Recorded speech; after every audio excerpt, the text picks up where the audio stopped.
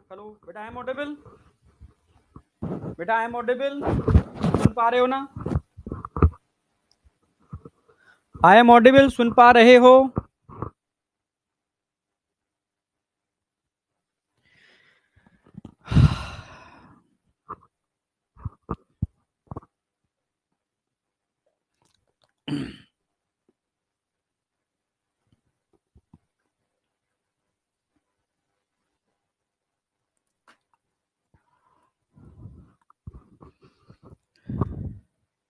Hello hello hello. Yes yes, ठीक है। Sound perfect है ना? थोड़ा डिले हो गया। आज बस डॉक्टर के यहाँ था, अपॉइंटमेंट था, प्लास्टर हटना था। प्लास्टर हट चुका है, ठीक है। तो थोड़ा सा मूवेबिलिटी आएगी हाथ में, धीरे धीरे धीरे धीरे, ठीक है। तो 5-10 मिनट पहुंचने में थोड़ा सा टाइम लग गया। ओके, साउंड परफेक्ट है? हाँ। ओके, चलो। चलो स्टार्ट करते हैं। ओके,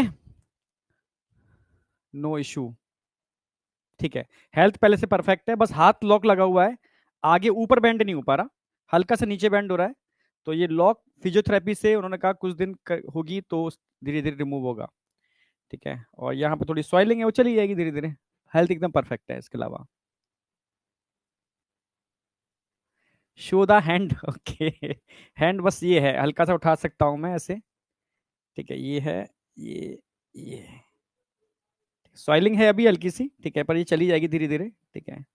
हाँ, अब इतना शो कर पाऊंगा बस, ठीक है। बैंडिंग इतनी हो रही है, इससे ऊपर बैंडिंग अभी होने में टाइम लगेगा, है ना।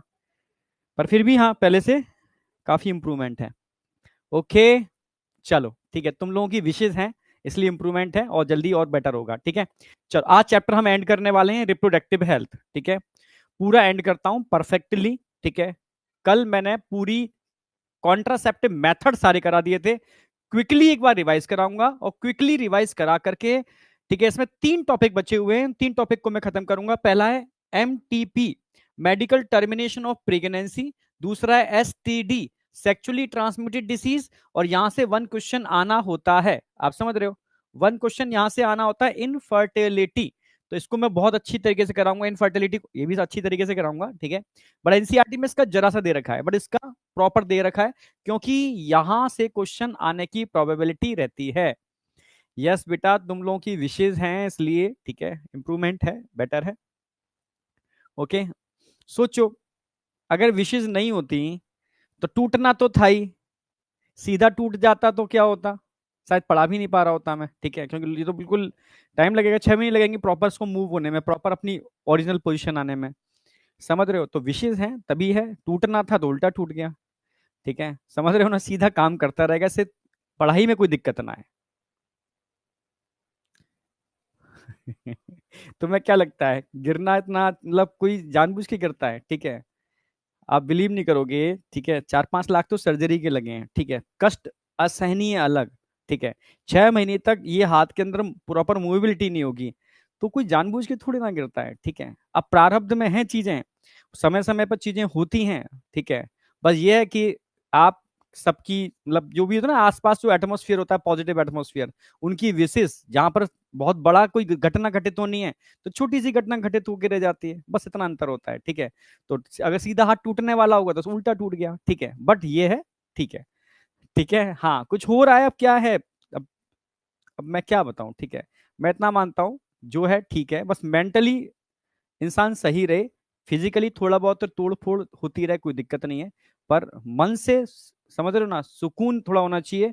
और आप जो काम कर रहे हो उसमें पूरे मन से करना चाहिए, तो काम मतलब तो लाइफ है बढ़िया। तुम बढ़िया तरीके से पढ़ो, मैं बढ़िया तरीके से पढ़ाऊं, ठीक है, सबसे बेस्ट है। और ये लाइफ है, ठीक है, मतलब समझ रहे हो ना, जन्म है और मृत्यु भी है, रास्ते में स्टेशन आएंगे, चलते जा रहे हैं, ठीक है। तुम्हारी लाइफ में भी स्टेशन आएंगे, अभी मेडिकल में सिलेक्शन होगा, MBBS की लाइफ होगी, फिर स्ट्रगल होगा खतरनाक वाला अपना, ठीक है, सेंटर खोलने का जो भी है आगे स्ट्रगल, ठीक है। तो वो स्ट्रगल वाली फेज है, उसको बहुत ज्यादा दिमाग में मत लेना, बस चलते रहो, ठीक है। ओके, तो MTP, अब तुम्हें कुछ बातें बताऊंगा MTP की, मेडिकल टर्मिनेशन ऑफ प्रेगनेंसी, बड़ी खतरनाक बातें हैं।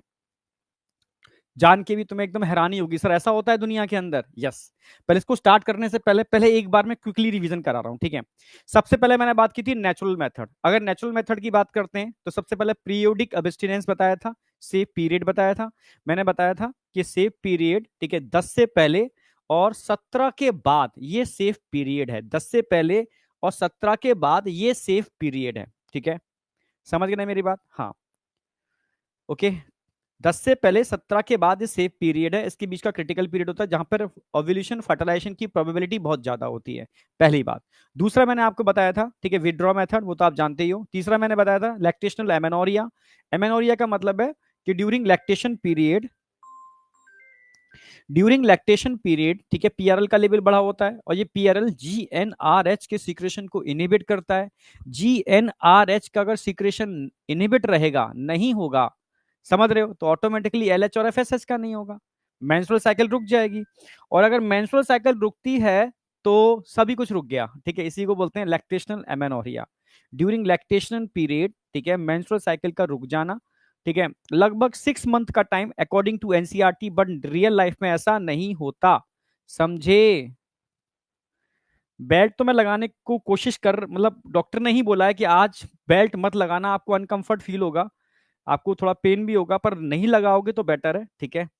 धीरे धीरे मतलब हाथ की स्ट्रेंथ आने दो, ठीक है। स्ट्रेंथ नहीं आएगी तो ये वीक रहेगा आपका। तो मैं सोचा हूँ अभी से स्टार्ट कर दूं, ठीक है।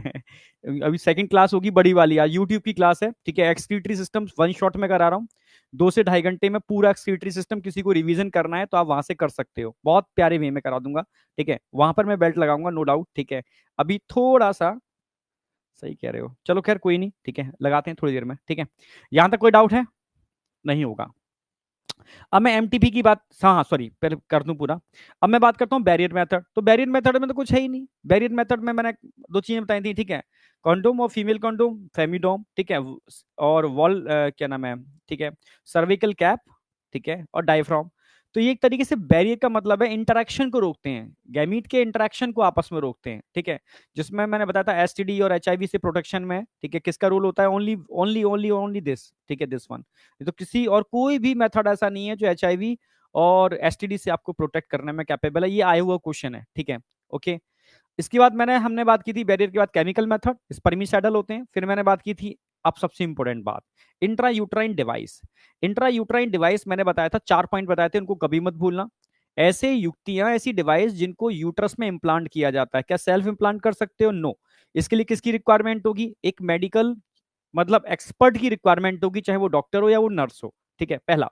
दूसरा, अगर मैं इंट्रायूट्राइन डिवाइस की बात करता हूं, specially calcium releasing intrauterine device की बात करता हूं, ठीक है, तो ये करते क्या है? जब कैल्शियम बोल गया, कॉपर, तो कॉपराइन जब रिलीज होते हैं तो कॉपराइन क्या काम करते हैं? कॉपराइन जो यूट्राइन मेम्ब्रेन होती है ना, उसको स्टिमुलेट करते हैं, क्या रिलीज करने के लिए? Toxic cytokines. ये टॉक्सिक साइटोकाइंस स्पर्म की मोटिलिटी को सप्रेस कर देते हैं। और जब स्पर्म की मोटिलिटी सप्रेस होती है ना, जब स्पर्म की मोटिलिटी सप्रेस होती है, तो समझ जाओ फैगोसिटिक सेल ज्यादा तेजी से अटैक करते हैं और ज्यादा स्पर्म को खा जाते हैं, ठीक है। यानी फैगोसाइटोसिस बढ़ जाती है, समझ रहे हो ना? हाँ।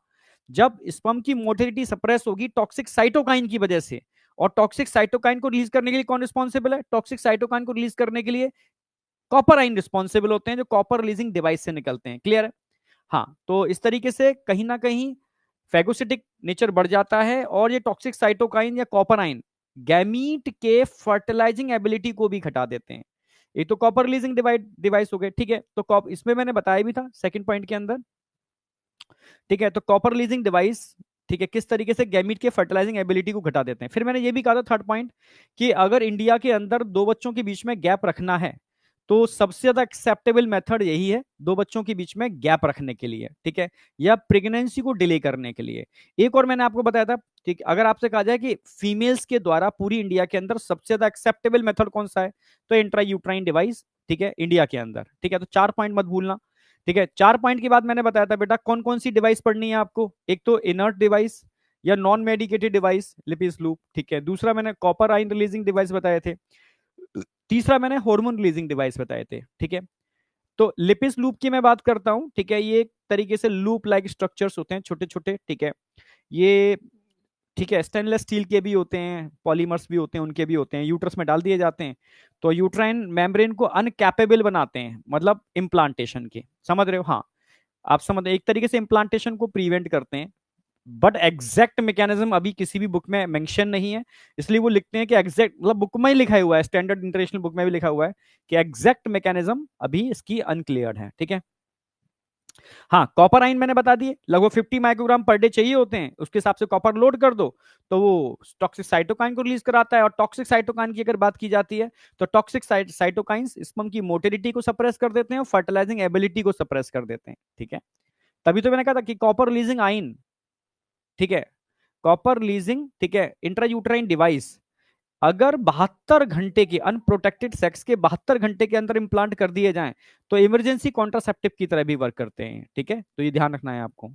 हाँ, तीसरा मैंने बताया था हार्मोन रिलीजिंग इंट्रायूट्राइन डिवाइस। अगर मैं हार्मोन रिलीजिंग इंट्रायूट्राइन डिवाइस की बात करता हूं तो हार्मोन हार्मोन रिलीजिंग के अंदर मोस्टली जो मेन हार्मोन होता है जो कॉन्ट्रासेप्शन का काम करता है वो प्रोजेस्टेरॉन ही है। एस्ट्रोजन कभी भी कॉन्ट्रासेप्शन का काम नहीं करेगा, ये ध्यान रखना। एस्ट्रोजन कभी भी कॉन्ट्रासेप्शन का काम नहीं करेगा, ये ध्यान रखना है। क्लियर? बिल्कुल, हाँ। ऑलवेज प्रोजेस्ट्रॉन, एस्ट्रोजन सपोर्टिंग है, ओनली सपोर्टिंग। ठीक है, अगर मैं प्रोजेस्ट्रॉन की बात करता हूं, ठीक है, समझना, जो मार्केट में अवेलेबल है डिवाइस वो LNG-20 के नाम से हैं और लीवोनॉर्जिस्ट्रॉल के नाम से आती हैं। ठीक है, जिसमें सिंथेटिक प्रोजेस्ट्रॉन, ठीक है, दोनों के अंदर होता है। ठीक है, और सिंथेटिक प्रोजेस्ट्रॉन होता ही है लीवोनॉर्जिस्ट्रॉल। ठीक है, समझ रहे हो ना मेरी बात? हाँ। तो अगर मैं हार्मोन रिलीजिंग इंट्रायूट्राइन डिवाइस की बात करता हूं जिनको यूट्रस में इंप्लांट कर दोगे तो ये हार्मोन स्पेशली प्रोजेस्टेरॉन ब्लड में लेवल बढ़ जाएगा इसका। अगर ब्लड में प्रोजेस्टेरॉन का लेवल बढ़ रहा है तो ये क्या करेगा? नॉर्मल कैसे प्रोजेस्टेरॉन का बढ़ता है? During pregnancy. ठीक है, तो प्रेगनेंसी के टाइम पर जो भी चीजें होती है वो सारा काम करेगा ये बढ़ा हुआ प्रोजेस्टेरॉन। ये बढ़ा हुआ प्रोजेस्टेरॉन सबसे पहले सर्विकल म्यूकस को, ठीक है, थिक करेगा। समझना मेरी बात, थिकनिंग के लिए रिस्पॉन्सिबल है सर्विकल म्यूकस की। ठीक है, धीरे धीरे उसको थिक करेगा और जब ज्यादा थिक हो जाएगा तो स्पर्म के लिए वो हिंड्रेंस क्रिएट करेगा क्रॉस करने के लिए। तो एक तरीके से वो गेट बन गया, अब वहां पर एक ब्लॉक हो गया, एक प्लग बन गया जहां से स्पर्म क्रॉस नहीं कर पाएंगे। एक तो ये काम हो गया। बढ़ा हुआ प्रोजेस्टेरॉन, एक मिनट, फेलोपियन ट्यूब जो होती है ना, तो फेलोपियन ट्यूब में कॉन्ट्रेक्टाइल एबिलिटी होती है, ठीक है, और सिक्रेटरी एबिलिटी भी होती है जो फर्टिलाइजेशन के लिए रिक्वायर्ड होती है। तो इस कॉन्ट्रेक्टाइल एबिलिटी और सिक्रेटरी एबिलिटी को भी सप्रेस कर देता है बढ़ा हुआ प्रोजेस्टेरॉन। ठीक है, और ये बढ़ा हुआ प्रोजेस्टेरॉन GnRH के सिक्रेशन को इनहिबिट करता है, इससे LHFSH नहीं निकलेंगे, और LHFSH नहीं निकलेंगे तो आप समझ गए, LH ना निकलने की वजह से ओव्यूलेशन नहीं होगा। LH ना निकलने की वजह से, ठीक है, समझ रहे, ल्यूटियल एक्टिविटी नहीं होगी। LH ना निकलने की, FSH ना निकलने की वजह से डेवलपमेंट ऑफ फॉलिकल नहीं होगा। डेवलपमेंट ऑफ फॉलिकल नहीं होगा तो एस्ट्रोजन नहीं निकलेगा, मतलब एस्ट्रोजन का लेवल नहीं बढ़ेगा, और एस्ट्रोजन नहीं बढ़ेगा तो एंडोमेट्रियम थिक नहीं होगी। समझना मेरी बात। तो इनडायरेक्टली अगर GnRH नहीं निकल रहा तो सब चीजें नहीं होंगी और मेंस्ट्रुअल साइकिल रुक जाएगी। सिंपल सी बात। अब बताओ, समझ में आ गया? हाँ, LNG-20, LNG-20 बिल्कुल सही। यहां तक कोई डाउट? आप बताओ, यहां तक कोई डाउट? यस या नो में उत्तर दो।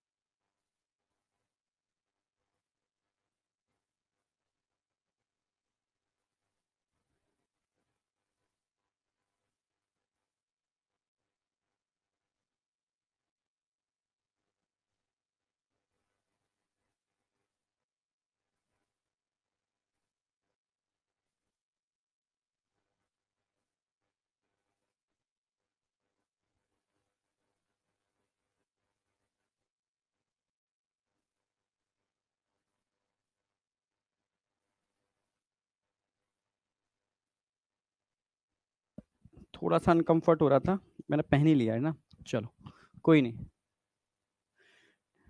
ठीक है चलो, ठीक है, यहां तक कोई डाउट नहीं होगा। फिर मैंने बताया था अगर इंट्रा यूट्राइन डिवाइस की मैं बात कर रहा हूं, ठीक है, तो हार्मोन जब रिलीज होगा तो सब कुछ ब्लॉक हो जाएगा, पर एक ही साइड इफेक्ट है, एक फीमेल बेचारा सब कुछ रुका पड़ा है उसका, ठीक है, आप समझ, सब कुछ रुका पड़ा है, तो नॉर्मल है, कोई प्रेगनेंसी है ही नहीं, फिर भी उसको फील कर रही है कि यार, समझ रहे हो ना, वॉमिटिंग आ रही है और मेंस्ट्रुअल साइकिल रुकी हुई है, उसका बीएमआर डिस्टर्ब हो गया है, सर दर्द हमें मेंटेन रहता है, तो इतने साइड इफेक्ट थे इन डिवाइस के, और ब्रेस्ट कैंसर तो उस समय जो बूम तेजी से फैला था उन्हीं की वजह से फैला था, ठीक है, तो ये सब चीजें मतलब कहीं ना कहीं समझ लो ठीक नहीं थी, बट क्या करें, तभी गवर्नमेंट ने आकर के माला डी की उसकी सहेली की खोज की, ठीक है, जो नॉन स्टेरॉयडल थी, वो भी एक पैरेलल चली, पर साइड इफेक्ट तो सभी की होते हैं, ये तो है, ठीक है, समझ रहे हो ना मेरी बात।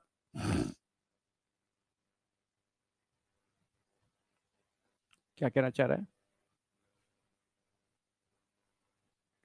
हाँ, क्लास कराते समय पहनूंगा मैं, मुझे लगा एक्चुअली डॉक्टर ने कहा था ना कि मतलब पहनना मत, आप पहनोगे तो वो मतलब आपके हाथों में सर्कुलेशन बढ़ने दो, सर्कुलेशन बढ़ेगा तो रिकवरी और फास्ट होगी, तो मैंने कहा ट्राई करता हूँ, जस्ट अभी की बात है, ठीक, इसलिए तो कोशिश की मैंने, बट अभी एकदम नहीं, ठीक है, अभी पहनना ही पड़ेगा मुझे भी लग रहा है, ठीक है। हाँ ठीक है, तो यहाँ तक कोई डाउट था बेटा? ये तो हो गए इंट्रा यूट्राइन डिवाइस। अब हमने बात की ओरल कॉन्ट्रासेप्टिव पिल, तो ओरल कॉन्ट्रासेप्टिव पिल भी बाद में इसको रिप्लेस किया, तो वही हार्मोन रिलीजिंग, ठीक है, लीवोनॉर्जेस्ट्रॉल कंटेनिंग कॉन्ट्रासेप्टिव पिल्स आ गए, इनको मिनी पिल बोलते थे। अब अंतर ये था कि इसके लिए किसी डॉक्टर के पास नहीं जाना, किसी को, किसी एक्सपर्ट की जरूरत नहीं है, ठीक है, चुपचाप से आप पत्ता लाए, ठीक है, चुपचाप से एक गोली रोज खाना चालू कर दी, ठीक, ग्रामीण क्षेत्र थे, कहाँ कैसे पॉसिबल थी, तो ये जो गवर्नमेंट के जो होते थे लोग, ठीक है, एक कैंप लगाते थे, वो घर घर जा करके उनकी जो लेडीज होती थी वो उन पत्तों के बंडल के बंडल सप्लाई करते थे, मतलब घरों में जा करके, गवर्नमेंट का प्रेशर था ये बहुत ज्यादा कि इनको घर में जाके दो, ये एक थोड़ा सिंपल है, इसके लिए डॉक्टर के पास जाने की जरूरत नहीं है, ठीक है, तो खूब बिकी ये गोलियां, ठीक है, रोज खानी होती थी 30 के 30 दिन, समझ रहे हो, रोज पर डे खानी है, पर अगेन वही दिक्कत है, ठीक है, जब फीमेल्स खाते थे तो उनको दिक्कतें बहुत होती थी, ठीक है, तब दिमाग लगाया कुछ ऐसा करो कि फीमेल को फील हो कि सब कुछ नॉर्मल है, मेंस्ट्रुअल साइकिल चलनी चाहिए, तो उसके लिए क्या काम किया, इस जो टैबलेट का पैकेट था उसको डिजाइन किया 28 डेज के लिए, जिसमें 21 टैबलेट रखे गए, जिसमें एस्ट्रोजन प्रोजेस्टेरोन दोनों का कॉम्बिनेशन था, समझना, और बिल्कुल लेवल उसका हर दिन के हिसाब से उसके अंदर दोनों का कंपोजिशन अलग अलग था, जैसे मेंस्ट्रुअल साइकिल के दौरान होता है, ठीक है, एस्ट्रोजन बढ़ता है फिर धीरे धीरे घटता है, प्रोजेस्टेरोन धीरे धीरे बढ़ता है, ठीक है, एस्ट्रोजन उस समय बढ़ता है, तो सेम वही पैटर्न में हर दिन की टैबलेट के अंदर इनके कंपोजिशन में अंतर था, तो मेंस्ट्रुअल साइकिल के 5वें दिन से इसको स्टार्ट करना होता था, और 25वें दिन तक इसको लेना होता था, फिर 7 दिन ये टैबलेट नहीं लेने होते हैं, तो 7 दिन ना लेने की वजह से क्या होगा, क्योंकि एस्ट्रोजन साथ दे रहे हो, एंडोमेट्रियम बन रही होगी, तो एंडोमेट्रियम टूटेगी जब नहीं मिलेगा एस्ट्रोजन तो, ठीक है, तो सिंपल सी बात है, 7 दिन जैसी टैबलेट रोकी जाती है, एंडोमेट्रियम का ब्रेकडाउन स्टार्ट हो जाता है, मेंस्ट्रुअल फ्लो फिर चालू हो जाता है, ठीक है, पर समस्या क्या आई, वो 7 दिन के बाद कब स्टार्ट करना है भूल जाते थे, तो गवर्नमेंट ने उन 7 दिनों के अंदर भी आयरन पिल उसके अंदर इम्प्लांट कर दिए, आयरन पिल डाल दिए, समझ रहे हो, अब इससे ये फायदा हुआ कि आयरन के पिल उसके अंदर आ गए, ठीक है, उससे अब फीमेल को भूलना नहीं है कि ये खाओ बस, उसके बाद ये कंटिन्यू खाओ फिर चालू कर दो, तो इससे क्या होगा, फीमेल नॉर्मल थे, उनको लग रहा था सब कुछ नॉर्मल है, मेंस्ट्रुअल साइकिल चल रही है, ठीक है, जो हेडेक था वो खत्म हो गया और सब कुछ नॉर्मल फील हो रहा है, तो ये कंबाइंड पिल कहलाए जो काफी बिके, ठीक है, तो ध्यान, कितने दिन नहीं खाए जाते, 7 दिन, किस दिन से स्टार्ट करते हैं, आप बोलोगे 5th day of menstrual cycle, किस दिन तक खाते हैं, 25th day of menstrual cycle, कितने टैबलेट होते हैं इसके अंदर, ठीक है, एस्ट्रोजन प्रोजेस्टेरोन कॉम्बिनेशन के 21 टैबलेट होते हैं, जो गैप था उसमें कौन से टैबलेट डाल दिए गए, आयरन पिल डाल दिए गए, कितने थे, 7 थे, ये सारे क्वेश्चन बन सकते हैं जो आप उड़ा दोगे। फिर इसके बाद आए इंजेक्टेबल, उसमें भी डिम्पा, ठीक है, डिपोट मिड्रॉक्सी, ठीक है, प्रोजेस्टेरोन एसीटेट, एक ऐसा मतलब प्रोजेस्टेरोन है जिसको कॉम्बिनेशन में बनाया जो धीरे धीरे ब्लड में रिलीज होता है, 1 मंथ का इंजेक्शन, 2 मंथ का इंजेक्शन, 3 मंथ का इंजेक्शन, डिफरेंट टाइप के इंजेक्शन आते हैं, ठीक है, गवर्नमेंट ने फ्री ऑफ कॉस्ट इसको प्रोवाइड कराया कि भाई इंजेक्शन लो, ठीक है, क्योंकि जनसंख्या तेजी से बढ़ रही है, कंट्रोल भी करना है, ठीक है, गवर्नमेंट इसका कोई चार्ज नहीं लेती, ठीक है, तो डिम्पा आपको याद रखना है। फिर मैंने बताया इम्प्लांट, जिसको हम बोलते हैं नॉर प्लांट, ठीक है, नॉर प्लांट सब डर्मल, क्योंकि एपिडर्मिस में तो ब्लड होता ही नहीं है, डर्मिस में ब्लड होता है, और डर्मिस के नीचे इसको इम्प्लांट किया जाता है फोर आर्म में, ठीक है, तो फीमेल के फोर आर्म में 6 सिलिका के कैप्सूल होते हैं, जिनमें वही प्रोजेस्टेरॉन होता है। तो पर ये था झंझट खत्म, फ्रीडम 5 के नाम से आ रहे हैं, 5 साल की मुक्ति, ठीक है, समझ रहे हो।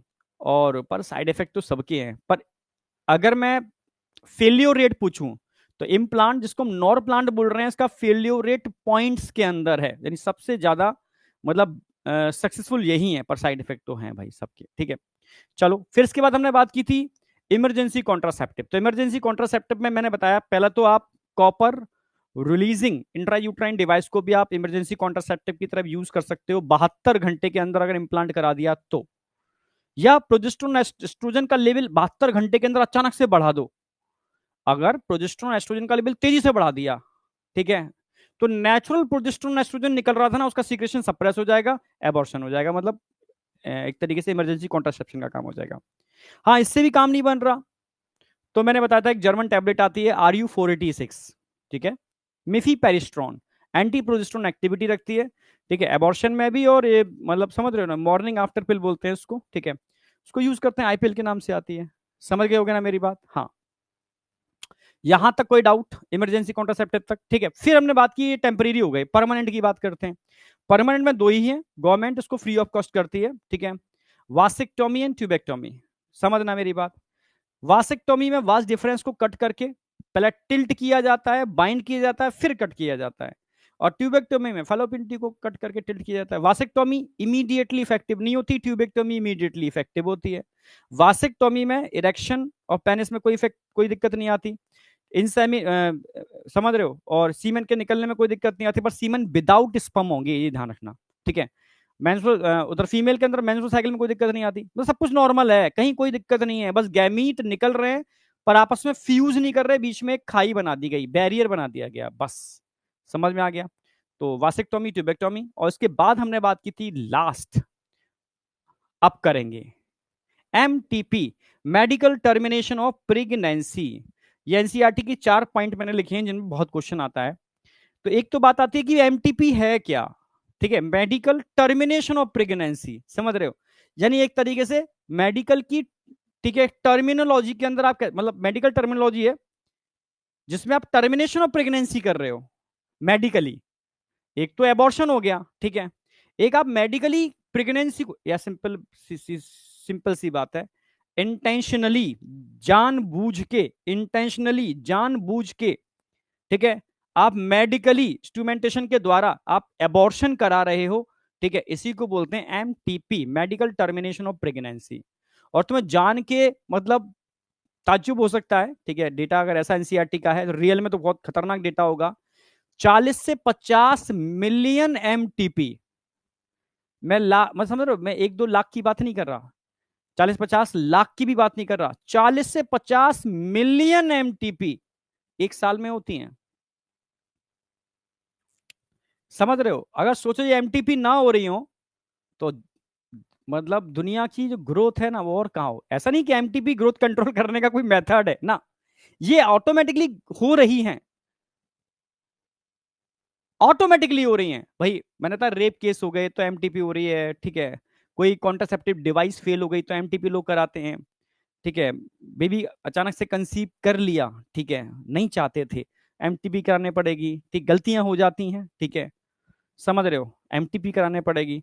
तो बहुत सारे कारण हैं MTP के, आप समझ रहे हो, तो इनडायरेक्टली बहुत सारी MTP हो रही हैं। अगर दुनिया के लेवल पे देखोगे तो जितने बच्चे पैदा होते हैं दुनिया के अंदर एक साल में, उसका 20%, 1/5 MTP हो जाती हैं।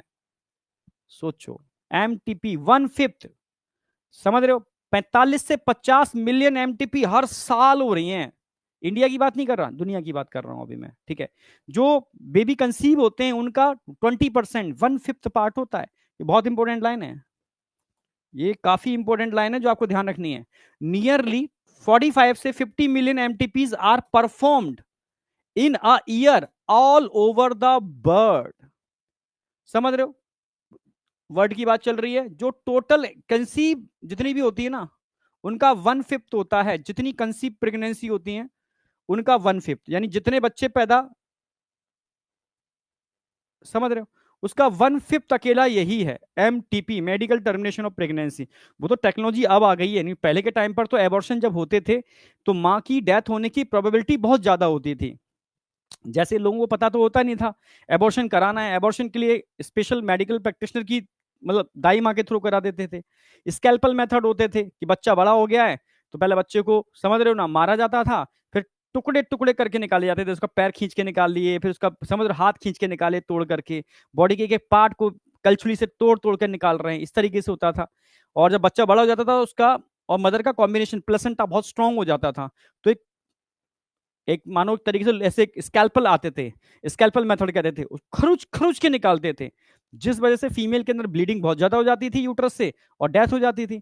तो उस समय मतलब बहुत सारे केस थे कि लोग इतने पागल थे कि अगर फीमेल फीटस है तो भाई अबॉर्शन कराना पड़ेगा, चाहे कुछ भी हो, ये इसका जन्म नहीं होना चाहिए, ठीक है, चाहे ये जिंदा रहे या मर जाए उससे हमें मतलब नहीं है, बच्चा नहीं आना चाहिए फीमेल।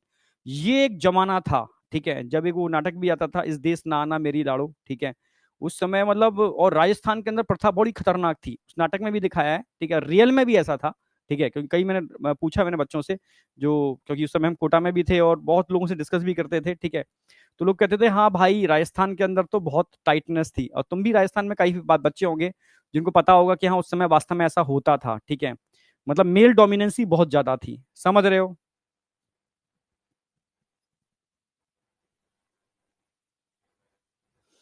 दीपक कुमार यादव, अध्यात्म जरूरी है पर समय पर, हर चीज का समय होता है।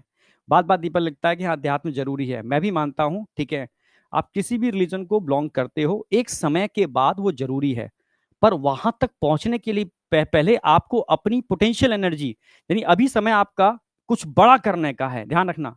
अध्यात्म का मतलब देखो, अध्यात्म का मतलब है एक चित्त होना, एक फोकस करना, ये तो है मेडिटेशन क्या करना है।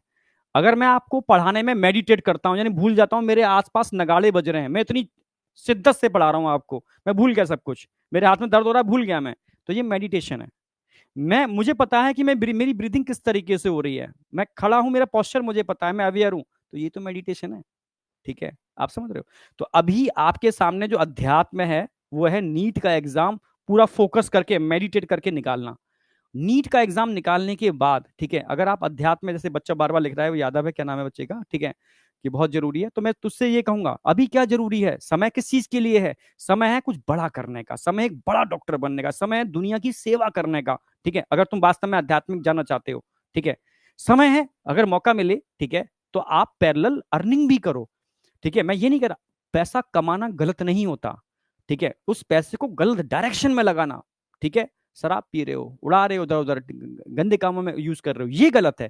पैसा कमाओ, उसको अच्छी डायरेक्शन में लगाओ, जहां हो सकता है पॉसिबिलिटी, करो ना आप, ये अध्यात्म है भाई, ठीक है। तो अध्यात्म का मतलब ये नहीं है कि चोला पहन करके बैठ जाओ, या आप जो भी अपना जो आप, ठीक है, हर किसी के रिलीजन में अलग अलग आध्यात्मिक तरीके से लोग होते हैं, ठीक है, वो अपनी तरीके से कर रहे हैं, वो नहीं है, ठीक है, आप समझना, क्योंकि आपको मतलब एक एक समझ लो एक मिला है कुछ करने का मौका, उसको यूटिलाइज करो, ठीक है, जब आपकी उम्र 50 क्रॉस कर जाए तो धीरे धीरे उस ट्रैक पर आने की कोशिश करो, ठीक है, और आगे जाकर के जब वो अवस्था आएगी तो आप एकदम साइलेंस में चले जाओ, ठीक है, टोटली मेडिटेट हो जाओ, पर एक दिन नहीं, एकदम एकदम कोई चीज नहीं होती, उसके लिए प्रैक्टिस अभी से करनी पड़ती है, तो प्रैक्टिस करो, ठीक है, और प्रैक्टिस का मतलब है, जैसे बच्चे कहते हैं ना कि अगर मैं पढ़ रहा हूं तो इतना मेडिटेट होके पढ़ रहा हूं कि पढ़ ही रहा हूं, मुझे नहीं पता क्या चल रहा है, मुझे नहीं पता टाइम क्या हो गया, this is a meditation, this is a puja, worship, ठीक है, आप पूजा कर रहे हो भाई, ठीक है, तो एक्चुअल में मतलब पढ़ना ही एक बहुत बड़ी पूजा है, ठीक है, आप अपना जो काम करते हो वो बहुत बड़ी पूजा है, शिद्दत से कर रहे हो तो, ठीक है, तो आप समझ गए ना मेरी बात। हाँ, तो अपना जो भी काम करो, जो भी काम करो जो लोगों के हित में हो, ठीक है, इंसानियत के हित में हो, क्योंकि इंसान हो, ह्यूमिनिटी है तुम्हारे अंदर, ठीक है, तो उसको चीजों को यूटिलाइज करो ना उधर ले जाकर के।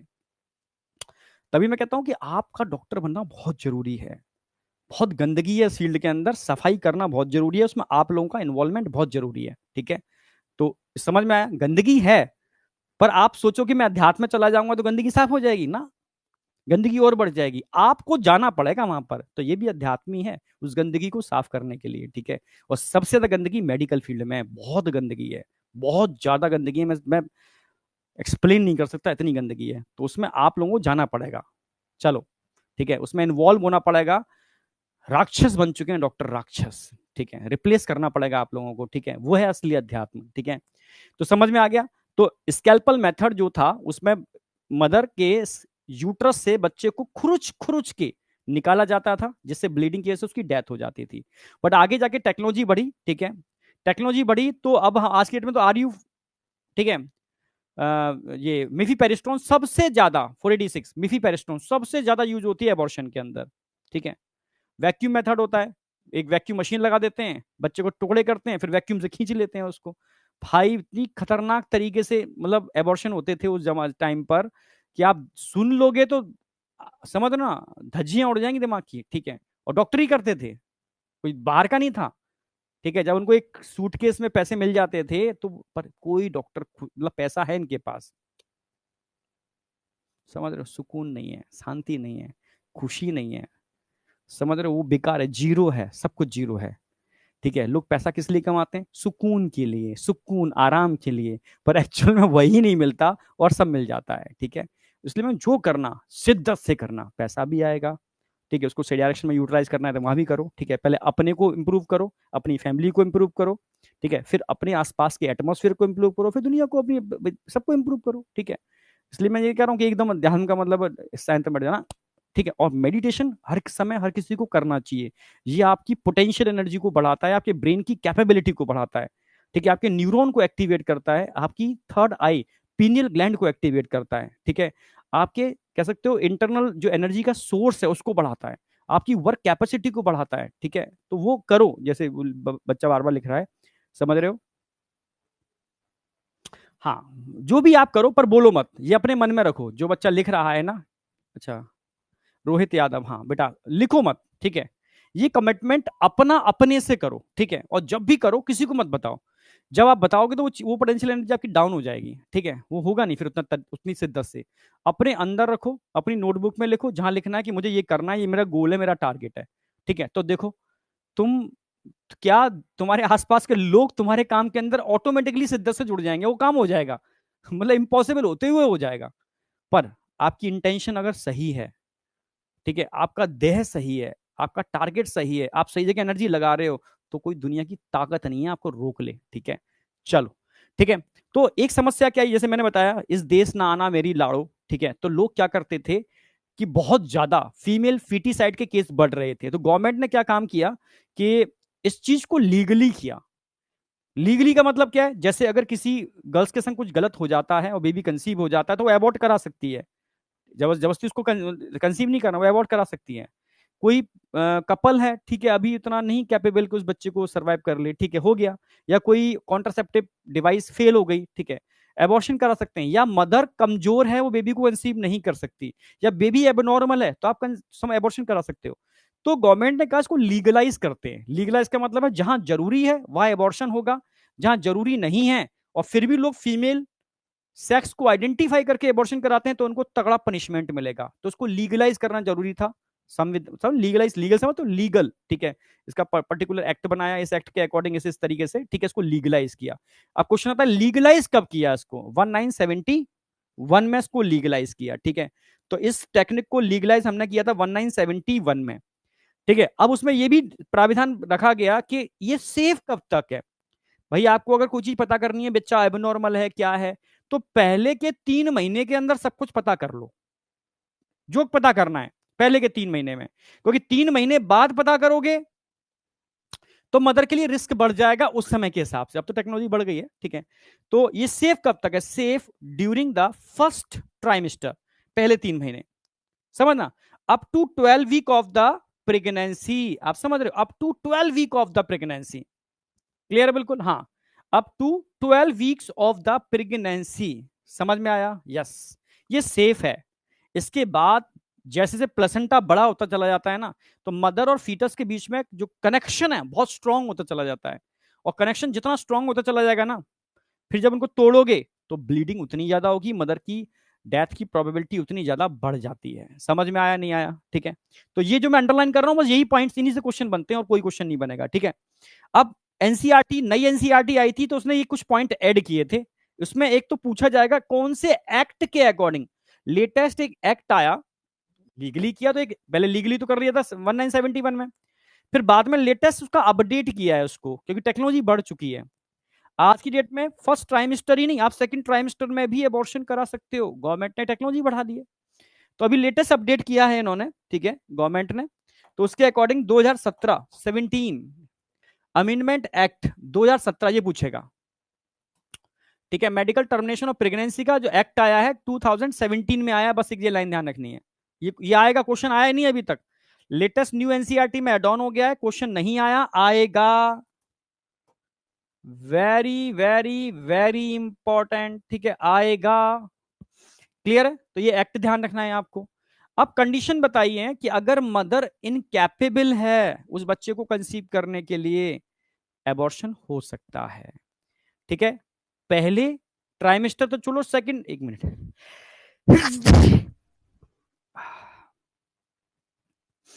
फर्स्ट ट्राइमेस्टर तो छोड़ो, सेकंड ट्राइमेस्टर में भी आप एबॉर्शन करा सकते हो, टेक्नोलॉजी बढ़ चुकी है, ठीक है। According to this act a pregnancy may be terminate on the certain considered, ठीक है, ground within the first week. भाई आप फर्स्ट 12 वीक में भी करा सकते हो, समझ रहे हो, समझ रहे हो, या but more than 12 week, 12 week के बाद भी करा सकते हो, पर 24 वीक से पहले, शर्त है, समझना। पहले ट्राइमेस्टर में भी करा सकते हो या दूसरे ट्राइमेस्टर में करा सकते हो। अगर पहले ट्राइमेस्टर में कराना है तो एक मेडिकल प्रैक्टिशनर की, ठीक है, परमिशन सफिशिएंट है। पर अगर सेकंड ट्राइमेस्टर में आप एबॉर्शन करा रहे हो तो आपको कम से कम 2 मेडिकल प्रैक्टिशनर की परमिशन लेने पड़ेगी, ऑथेंटिक, ठीक है, वहां से मिलेगा, परमिशन मिलेगा तभी आप करा सकते हो, नहीं तो ये इलीगल माना जाएगा, ठीक है। तो ध्यान रखना, first 12 week of pregnancy on the opinion of one registered medical practitioners. हाँ, अगर 12 से ज्यादा, 24 से कम है, ठीक है, तो केस अलग है, तो यहां पर कम से कम 2, बट ठीक है, कम से कम 2 रजिस्टर्ड मेडिकल प्रैक्टिशनर की रिक्वायरमेंट पड़ेगी, नहीं तो वो इलीगल माना जाएगा, समझ रहे हो। हाँ, वो इलीगल माना जाएगा। लीगल दो बार समझ में आ गया, एक तो कौन सा एक्ट है 2017 में, ठीक है, मेडिकल टर्मिनेशन और प्रेगनेंसी का एक्ट आया, उसमें कुछ संशोधन किए कि आप पहले ट्राइमेस्टर में भी करा सकते हो, एक डॉक्टर की परमिशन चाहिए, दूसरे ट्राइमेस्टर में भी करा सकते हो पर कम से कम 2 मेडिकल प्रैक्टिशनर की परमिशन चाहिए, ये चेंज किया उसमें।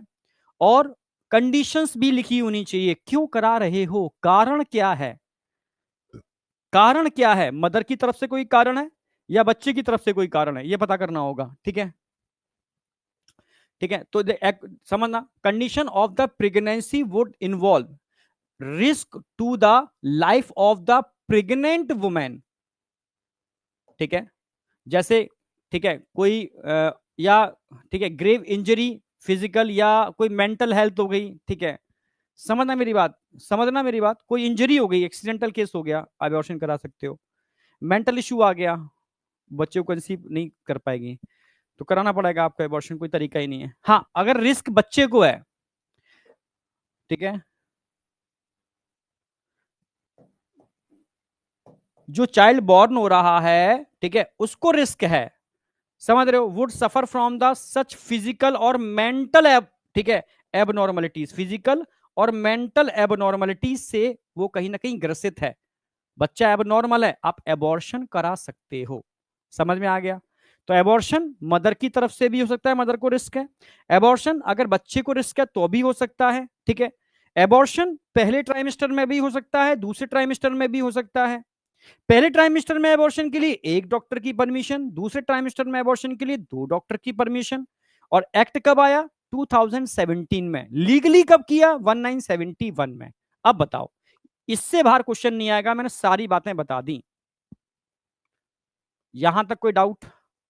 Second trimester, second trimester, second trimester में 2 डॉक्टर तो पूरी इसके लिए चीजें चाहिए होती हैं, सेकंड ट्राइमेस्टर रिस्की होता है बहुत ज्यादा भाई, 3 महीने समझ रहे हो, पहले 3 महीने फर्स्ट ट्राइमेस्टर, चौथा, पांचवा, छठवां महीना सेकंड ट्राइमेस्टर हो गया ना, उसके अंदर ही अंदर विद इन, क्योंकि 2 ट्राइमेस्टर के बाद तो बच्चा पूरा बन ही जाता है। ग्रेव इंजरी मीन्स है, ग्रेवी मतलब होता है, ग्रेव मतलब होता है यूट्रस, ग्रेव इंजरी मतलब यूट्रस के अंदर इंजरी। ग्रेविडा टेस्ट, ग्रेविडा यानी यूट्रस के अंदर बेबी की प्रेजेंस। तो ग्रेव का मतलब ये, मतलब प्रेगनेंसी के टाइम पर जो यूट्रस होता है उसको हम ग्रेव बोलते हैं।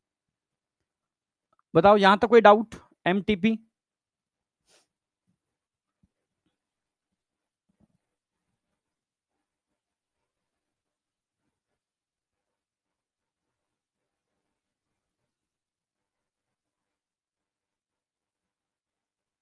हाँ उज्जवल पांडे, मैं नाम नहीं लूंगा, मतलब कुछ डिस्कस नहीं करूंगा, प्राइवेट चैट है, ठीक है, तुमने बताया वो देख लिया मैंने, ठीक है। चलो आगे बताओ। देखो इम्यूनिटी से रिलेटेड मैं सारे बच्चों से बोल रहा हूं, कोई भी दिक्कतें होती है ना तो इम्यूनिटी का एक ही है, जिस चीज से आपको एलर्जी है उससे थोड़ा दूरी बना के रखो बस, एक लंबे समय तक, जिससे कि अगर उसकी मेमोरी सेल बन चुकी हैं तो वो डिस्ट्रॉय हो जाए, ठीक है, डिस्टेंस मेंटेन करनी है। और एक एज के बाद वो अपने आप धीरे धीरे खत्म हो जाती है, ठीक है। एनसीईआरटी डीप लाइन, अच्छा मैं आपको बता ही दूं, आपने अच्छा मुझे याद दिला दिया, मैं सुन लो मेरी बात। हम लोगों ने, आज ध्यान से सुनो सारे बच्चों को मैं बोल रहा हूं, ठीक है, एक चैनल लॉन्च कर दिया है 11th का, पर मैं उस चैनल पर एनसीईआरटी डीप लाइन जो बचा हुआ है वो लेकर के आ रहा हूं, बायोमोलिक्यूल लेकर के आ रहा हूं मैं, ठीक है, साथ में एनिमल किंगडम लेकर के आ रहा हूं, अल्टीमेट वे में एनसीईआरटी लाइन वाइज लाइन, और बहुत एक एक तरीका और उसमें ऐड कर रहा हूं एनसीईआरटी के अंदर, ठीक है, बहुत कुछ चीजें और ऐड कर रहा हूं मैं, NCERT line by line question, NCERT का एक एक कंसेप्ट, एक एक एनसीईआरटी की एक एक लाइन, उसमें भी जो ब्लैक वाले ऑप्शन होते हैं ना उनको एक्सप्लेन करते हुए, मतलब एनसीईआरटी को बहुत पूरा डीपली ले जाते हुए, तो मैं उसको स्टार्ट कर रहा हूं, आपको अपडेट मिल जाएगा, तो पहले सब्सक्राइब कर लो आज सारे के सारे, ठीक है, चैनल वही है, ठीक है, संकल्प नीट वेदांतु क्लास 11th, संकल्प नीट वेदांतु क्लास 11th, एक बार सब्सक्राइब जरूर कर लेना, ठीक है। एनसीईआरटी डीप लाइन का रिमेनिंग पार्ट हम उस पर करा रहे हैं, साथ में मैं कुछ और भी चीजें लेकर के आ रहा हूं, ठीक है, 11th वाला लेकिन हुआ सारा उसमें अभी 11th वाला पोर्शन, ठीक है, और उसमें कुछ ऐसी चीजें भी डाल रहे हैं, ठीक है, जो कि मतलब यू क्विक रिवीजन में हेल्प करेगी, 1 मिनट के अंदर खत्म, 1 मिनट के अंदर टॉपिक खत्म, ठीक है। तो मैं इसलिए कह रहा हूं उसको सब्सक्राइब कर लो, कम से कम अपने सारे बच्चे सब्सक्राइब कर लें, ठीक है, और किसी को अगर शेयर कर सकते हो कर देना, ठीक है। संकल्प नीट वेदांतु क्लास 11, अभी आपने लिखा तो मुझे याद भी आ गया, कर दिया है, बहुत अच्छा, ठीक है, कर दिया है तो आपको अपडेट मिल जाएगा बहुत जल्दी, इस वीक हम उसमें सीरीज भी लॉन्च कर रहे हैं, ठीक है, और एनसीईआरटी डीप लाइन जो है वो पूरा करा रहा हूं उसके अंदर में, और एनसीईआरटी को एक अलग वे में लेकर के आ रहा हूं, वो तुम सोच भी नहीं सकते हो, ठीक है, एक एक मिनट के अंदर एनसीईआरटी खत्म कर दूंगा मैं, ठीक है, वो सीरीज लेकर के आ रहा हूं मैं, ठीक है, पर्सनली मैं लेकर के आ रहा हूं अभी, ठीक है, अभी और सब लोग एग्री हो तो ठीक है, ठीक है, पर आइडिया एनसीईआरटी डीप लाइन का भी आइडिया मैंने ही रखा था, ठीक है, पर सबको अच्छा लगा, ठीक है, तो धीरे धीरे सबने उसको एग्री किया, ठीक है, पर स्टार्ट मैंने डिले किया क्योंकि समझ रहे हो ना, थोड़ा समस्या आ गई थी, आपको पता ही है, ठीक है, ठीक है, तो एनसीईआरटी का एक नया पैटर्न और लेकर के आ रहा हूं मैं, ठीक है, अभी 11th पोर्शन आएगा उस नए चैनल पर ही आएगा, ठीक है, इस चैनल पर भी चीजें चलेंगी और कुछ 11th का पोर्शन उस चैनल पर चलेगा, तो आप उसको सब्सक्राइब कर लेना मेरे भाई, ठीक है। अब आ जाओ बैक स्लाइड में, कुछ ऐसा नहीं है तुम उसमें लिख रहे हो लिख लेना, बाद में आपको पीपीटी मिल जाएगी उससे, ठीक है।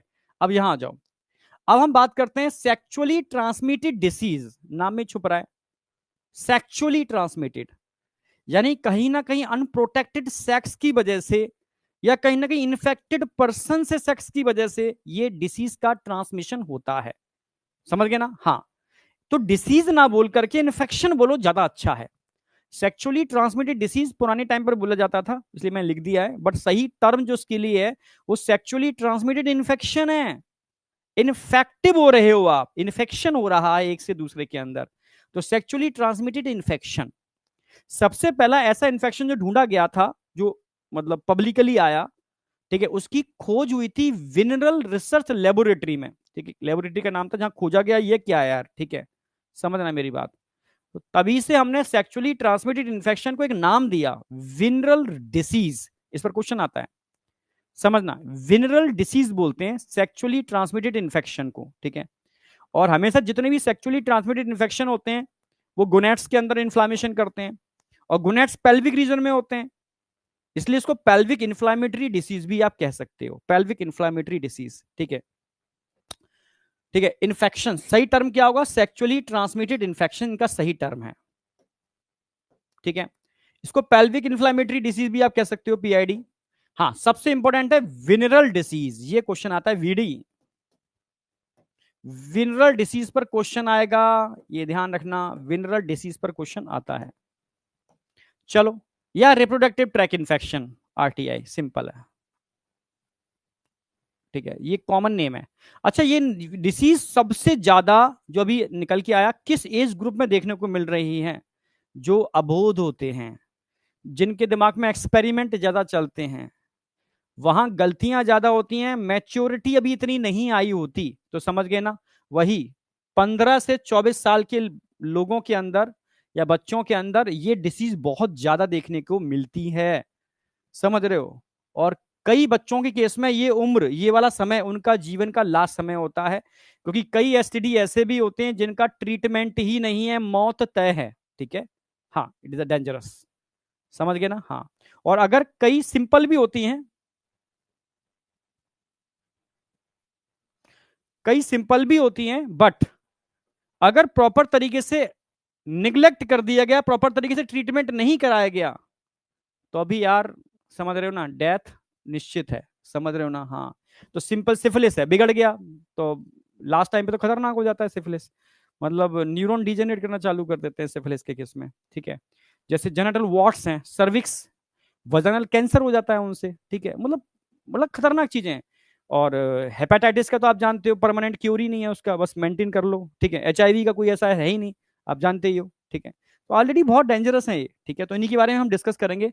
एनसीईआरटी में बहुत डिटेल नहीं है, जनरल एक दो लाइनें दे रखी हैं, पर एक में अगर पेपर को टिल्ट करते हैं, घुमाते हैं, तो दो बातें याद रख लेना। डिसीज, डिसीज कॉजिंग एजेंट, वो बैक्टीरिया या वायरस, बस इतना याद रख लो। चार में आपको वायरल डिसीज बताऊंगा, चार बैक्टीरियल डिसीज बताऊंगा, और एक प्रोटोजोन डिसीज बताऊंगा। ठीक है, बस इतना इतना याद रख लो। डिसीज, डिसीज कॉजिंग एजेंट का नाम क्या है, वो बैक्टीरिया है, वायरस है, या फंगस है, या प्रोटोजोआ है, इतना इतना ध्यान रखना है, बस रख पाओगे। ठीक है, जैसे अच्छा, ये क्वेश्चन ये भी बन जाते हैं कि अर्ली सिम्टम क्या होते हैं इनके। अर्ली सिम्टम क्या है? जैसे अगर, ये मैं बता दे रहा हूं, बच्चों को पता भी होना चाहिए, अगर जेनेटल पार्ट में आपके इचिंग हो रही है, फ्लू डिस्चार्ज हो रहा है, हल्का पेन बना रहता है, चाहे पेनिस हो या वजाइना हो, स्वेलिंग आ रही है वहां पर, चाहे वो टेस्टिस वाला, पेनिस वाला पार्ट हो, वजाइनल के आसपास वाला पार्ट हो, स्वेलिंग आ रही है, तो उसको हल्के में मत लो यार, तुरंत एक बढ़िया, ठीक है, ठीक है, डॉक्टर तलाशो। ठीक है, और उसको तुरंत दिखाओ। समझ में आया नहीं आया? हाँ, ठीक है, एक अच्छा डॉक्टर के, स्किन वाले डॉक्टर भी इसी से रिलेटेड होते हैं। ठीक है, समझ रहे हो। हाँ, तुरंत आप उसको दिखाओ। ठीक है, कॉम्प्लिकेशन क्या हो सकते हैं अगर आपने ध्यान नहीं दिया, तो समस्या आगे क्या बढ़ सकती है? अगर कोई फीमेल है और उसको एसटीडी हो रखा है, उसने सीरियसली नहीं लिया, क्योंकि फीमेल बहुत सारी एसटीडी केस में, मतलब एक तरीके से वो कैरियर का काम करते हैं, मतलब उनको सिम्टम नहीं आते।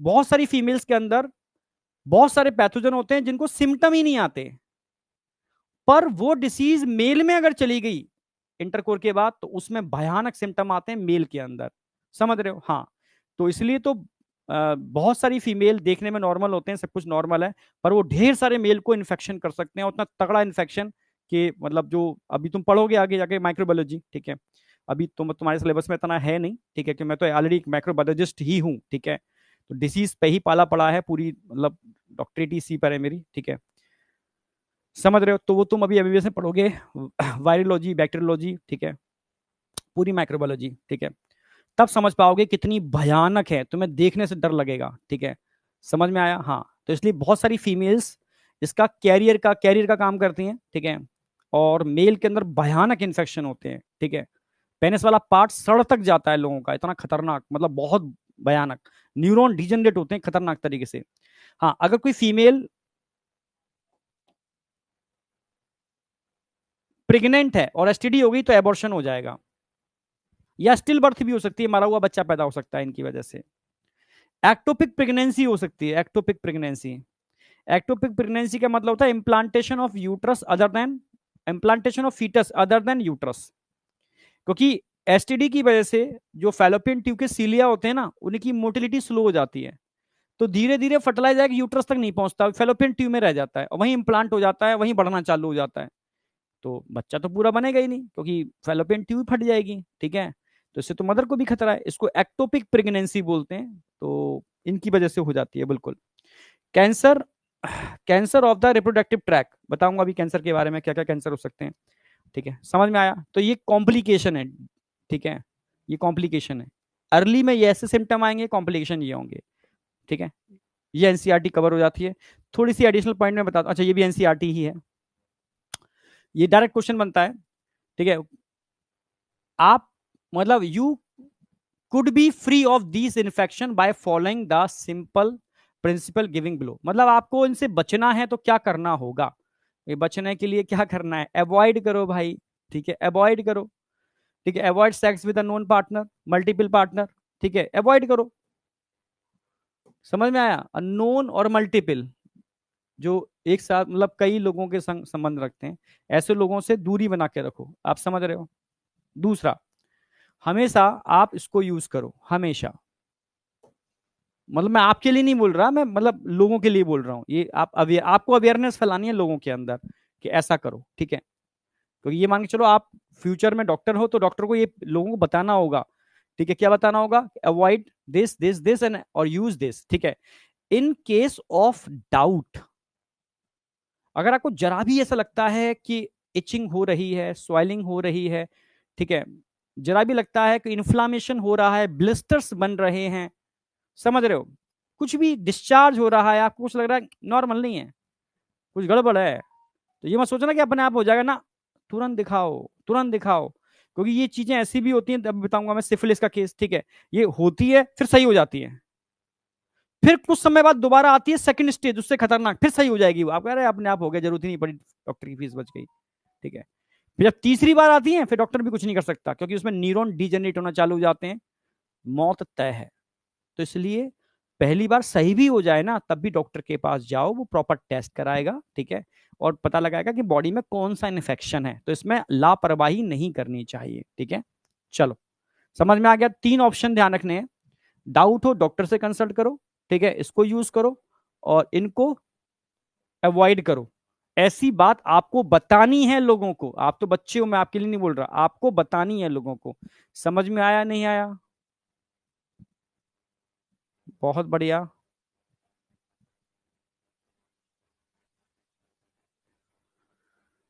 अब इचिंग दो तरीके की होती है। लोगों को पसीने की वजह से साइड के अंदर इन्फेक्शन हो जाता है, एक वो है, वो तो आप समझते ही होगे। ठीक है, एक जेनिटल पार्ट में इचिंग होती है, तो उसके अंदर आप दिखा लो, नो रिस्क, दिखाओ। जो भी लिख रहा है बच्चा, हो रही है तो दिखा लो। ठीक है, सोचो मत। ठीक है, अच्छा, एक चैट मैंने प्राइवेट कर दी है। ठीक है, ओके,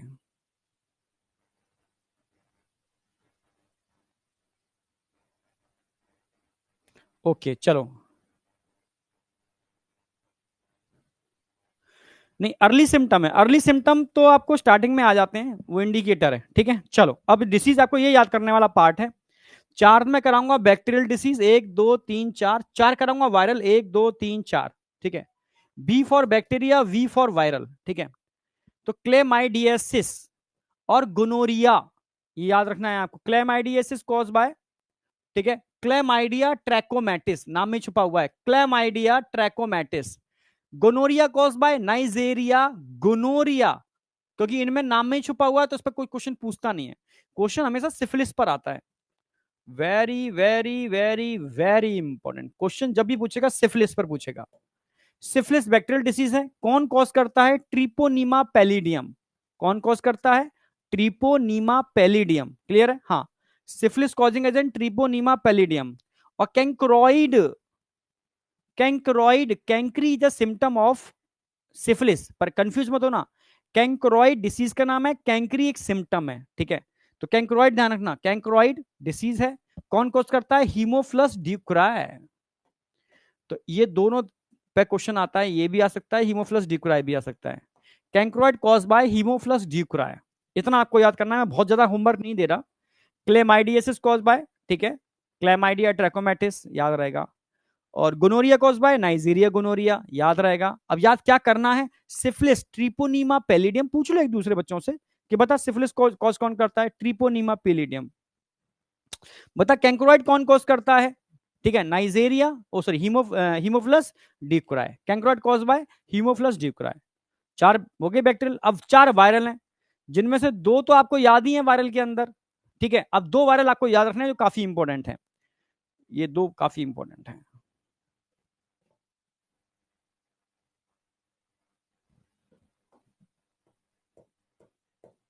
दो वायरल एक बैक्टीरियल, ये इंपॉर्टेंट है बहुत। जेनाइटल हर्पीज, हर्पीज तो सुना होगा ना, बड़ा कॉमन है हर्पीज, जेनाइटल हर्पीज बड़ा कॉमन है, ठीक है। अगर जेनाइटल हर्पीज की मैं बात करूं, टाइप 2, ये ध्यान रखना, type 2 herpes simplex virus, type 2। अगर टाइप 1 की बात करता हूं, ऑप्शन में टाइप 1 भी होगा तो कंफ्यूज करने के लिए, जो टाइप 1 होता है,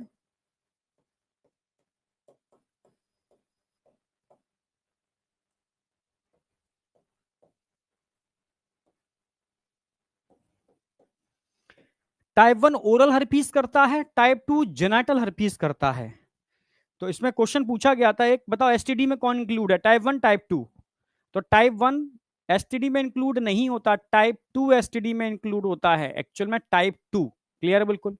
इनमें से कौन सा है जो कैंसर कॉज करता है, कैंसर कॉज करता है, जो genital warts, human papilloma virus, human papilloma virus, समझना, ह्यूमन पेपिलोमा वायरस, ठीक है, ह्यूमन पेपिलोमा वायरस, ठीक है, ये है, ये कॉज करता है वार्ट्स। वार्ट्स में क्या होता है, इसमें सर्विकल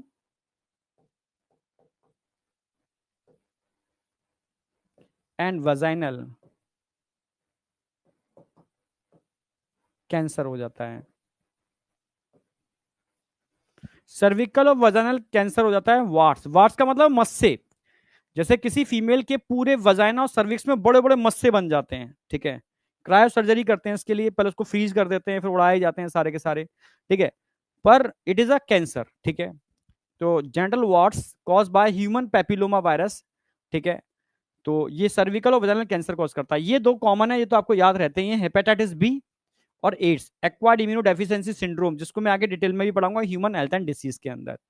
क्लियर है, तो ये आपको ध्यान रखने, एक प्रोटोजोआ का भी याद रख लो, ठीक है, ठीक है। Trichomoniasis cause by trichomonas vaginalis, it is a protozoa. कौन है ये, प्रोटोजोआ, पी फॉर प्रोटोजोआ, समझ रहे हो। इसके केस में येलो ग्रीन डिस्चार्ज होता है, येलो ग्रीन डिस्चार्ज। अगर मैं ट्राइकोमोनियासिस की बात करूंगा उसमें येलो ग्रीन डिस्चार्ज होगा।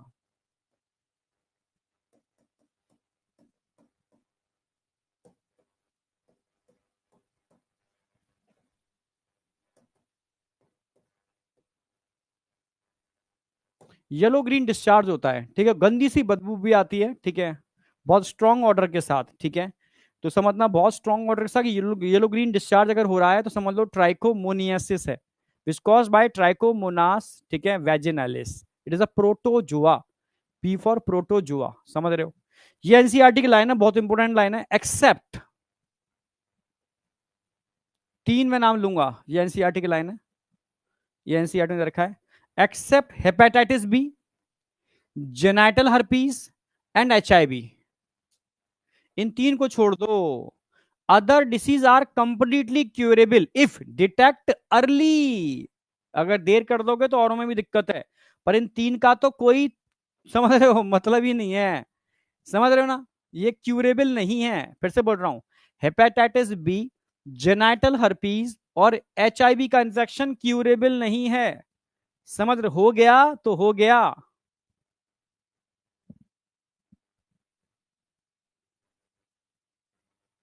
यस, अगर व्हाइट फ्लूइड डिस्चार्ज हो रहा है तो ये सही सिम्टम नहीं है, ठीक है, समझ रहे हो। हार्ट बीट अचानक से बढ़ जाना कोई वैसा नहीं है, ठीक है, कोई दिक्कत नहीं है इसमें। यस, पैप स्मेयर के थ्रू आप, ठीक है, एचएसवी को आइडेंटिफाई कर सकते हो।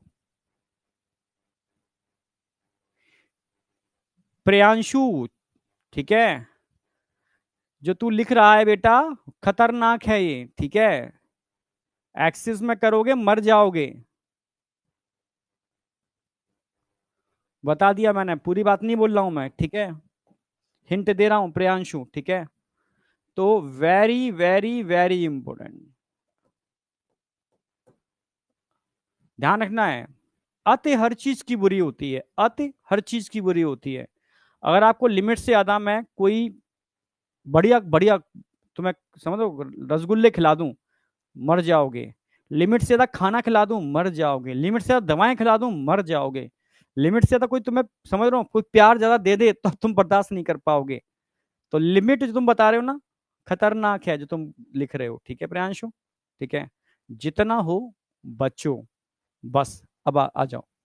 तो axis of hepatitis, except hepatitis, genital herpes and HIV infection, ठीक है, remaining are curable but detect early. अगर डिले हो गया तो वहां भी समस्या है। चलो, यहां तक कोई डाउट नहीं होना चाहिए। अब हम चालू करेंगे इस चैप्टर की जान, जहां से वन क्वेश्चन आता ही आता है, इनफर्टिलिटी। अच्छा, कभी तुमने देखा, एक जमाना था जब लोग शुद्ध एटमॉस्फेयर में, बढ़िया एटमॉस्फेयर में शुद्ध हवा मिलती थी, बढ़िया पानी मिलता था, खूब एक्सरसाइज करते थे, गांव में रहते थे, अच्छा खाते थे, ठीक है, प्रॉपर तरीके से अवस्थाएं होती थी, ठीक है। तब मोबाइल नहीं होता था इतना, ठीक है, इतना का होता ही नहीं था मोबाइल, आम बच्चों के पास मोबाइल नहीं होता था, ठीक है। दिमाग शुद्ध था, दिमाग में कोई गंदगी नहीं थी। समझ में बताना चाह रहा हूं, उस समय बहुत, मतलब दाई माँ कंसेप्ट ही था। समझ रहा है मेरी बात, दाई माँ कंसेप्ट ही था। और अब क्या हो गया है, अब तो ये हालत है कि मतलब इनफर्टिलिटी के केस बढ़ रहे हैं, बहुत तगड़ी तरीके से बढ़ रहे हैं, तो पता नहीं है। उस समय क्या तुम टेस्ट ट्यूब बेबी के सेंटर सुने थे तुमने कभी? उस समय की बात कर रहा हूं मैं, नहीं नहीं थे। अब तुम जहां देखोगे वहां टेस्ट ट्यूब बेबी सेंटर खुल रहे हैं, टेस्ट ट्यूब बेबी सेंटर। किसी भी मैं बच्चे से बात करता हूं, क्या बनोगे सर? गायनोकोलॉजिस्ट। मैंने क्यों? Sir test tube baby centre खोल लूंगा, कोई टेंशन है नहीं, जनसंख्या बढ़नी है, बच्चों को पैदा होना ही है, तो बढ़िया है, एक भाई एक डिलीवरी पर करीब 1 आध लाख रुपए का हिसाब किताब बन जाता है, ठीक है। और टेस्ट ट्यूब बेबी वाला कंसेप्ट डाल दूंगा मैं उसके अंदर, ठीक है, क्योंकि लोग इनफर्टाइल हो ही रहे हैं, चाहे मेल हो तो वो भी इनफर्टाइल हो रहा है, फीमेल हो तो वो भी इनफर्टाइल हो रही है, ठीक है। तो अच्छा खासा अमाउंट बनता है, वो केस हमने टेस्ट ट्यूब वाला जोड़ दिया तो 5-10 लाख रुपए का मिनिमम हिसाब किताब बनता है पर बेबी पर। और एक दिन में 4-5 डिलीवरी अगर हो रही है तो सर पूछो ही मत। तो मैंने यार बच्चों का भी कंसेप्ट क्लियर है कि भाई ठीक है ये बनना है, जिसमें कोई हेडेक नहीं है, कोई सर्ज, मतलब ऐसा कोई पेन वाला काम नहीं है, ठीक है। इजिली आपने सेंटर खोला, ठीक है, लोगों को लगा दिया, और हर चीज में पैसा, बच्चे के लिए तो इंसान समझ लो अपनी जान देने में लग जाता है, पैसा तो बेच बेच के कराएगा, ठीक है। मैं पूछूं न्यूरो सर्जन बनना है अब सर? अब इच्छा नहीं है न्यूरो सर्जन की, या तो मुझे ऑस्टियो में जाना है, या मैं गायनो में जाऊंगा, या रेडियो में जाना है। रेडियो की इसमें रैंक टॉप पर जाती है। क्यों भाई, ऐसा क्यों? रेडियो में बस एक सेटअप लगाना है मुझे, सेटअप के अंदर भी भाई पैसा तो मैक्सिमम कंपनी देती है, कंपनी तो बस उसको किस्तें बांध देती है और उसके रिएजेंट खरीदने होते हैं, और किस्तें आपके जो से निकल रही हैं तो मशीनें सारी फ्री हो जाती हैं। ना कोई सर दर्द, ना का इतने से इतने बजे तक बैठना है, काम लोग कर रहे हैं, आपको बस साइन मार देने आकर के, बस ये मतलब चिल लाइफ एकदम। तो हर कोई टेंशन लेना ही नहीं चाहता। तो बच्चों की पहली चॉइस आज की डेट में रेडियो है, उसके बाद ऑस्टियो और गाइनो आ रही है। समझ रहे हो ना मेरी बात? गाइनो, अब मैं गाइनो पर ही आ रहा हूं। गाइनो क्यों आ रही है? गाइनो इसलिए आ रही है क्योंकि आज का जो एटमॉस्फेयर है जिसमें लोग ड्रिंक करते हैं, स्मोकिंग करते हैं, समझना मेरी बात, तो इनफर्टिलिटी के केस तो बढ़ेंगे ही बढ़ेंगे ना। ड्रग्स लेते हैं, इनफर्टिलिटी के केस बढ़ेंगे।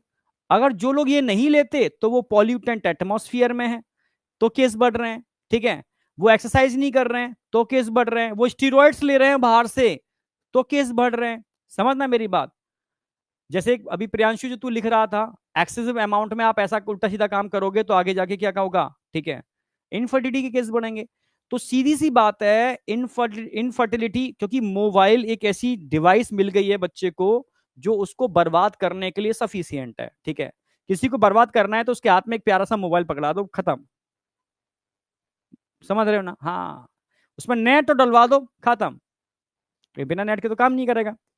समझ रहे हो? तो जहां वो इन चक्करों में पड़ा तो डाइवर्ट हुआ, डाइवर्ट हुआ तो फिर क्या है यार लाइफ, ठीक है। अब बहुत कम बच्चे होते हैं जो समझ पाते हैं कि सही चीज का सही यूटिलाइजेशन क्या है। समझ रहे हो ना? मैंने एटॉमिक एनर्जी, भाई आज एटॉमिक पावर प्लांट बने हुए हैं, तुम लाइट जो देख पा रहे हो, जो मैं पढ़ा पा रहा हूँ, उसी की वजह से पढ़ा पा रहा हूँ, ठीक है। विध्वंसक भी है, किसी टेररिस्ट को पकड़ा दो, एनर्जी बर्बाद कर देगा 2-4 देशों को, समझ रहे हो ना मेरी बात। हाँ, तो डिपेंड करता है कि आपका दिमाग कंस्ट्रक्टिव है या डिस्ट्रक्टिव है। तो मोबाइल का बहुत कम यूज, मतलब मैक्सिमम मोबाइल क्या मतलब, मैक्सिमम अच्छी चीजों का यूटिलाइजेशन न के बराबर बहुत कम लोग कर पाते हैं। मैक्सिमम लोग डिस्ट्रिक्टेड माइंड में ज्यादा काम करते हैं, और दुनिया है, इफेक्ट समय का भी है, समझ रहे हो। हाँ, तो सीधी सी बात है, इनफर्टिलिटी आज की डेट में तेजी से बढ़ रही है। इनफर्टिलिटी का मतलब ये नहीं है कि सीमन नहीं बन रहा, सर सीमन तो प्रॉपर है, सब कुछ ठीक है, स्पर्म काउंट करा के देखो, ठीक है, सीमन में स्पर्म में फिर भी स्पर्म काउंट कम है तो इनफर्टाइल कहलाएगा वो, आप समझ रहे हो। फीमेल के ट्रैक में ओव्यूलेशन तो हो रहा है, पर प्रॉपर ओवा का ट्रेवलिंग नहीं हो पा रही, कहीं ना कहीं कुछ ना कुछ चीजें ऐसी हैं, मतलब बहुत सारे केस है। एक मिनट को,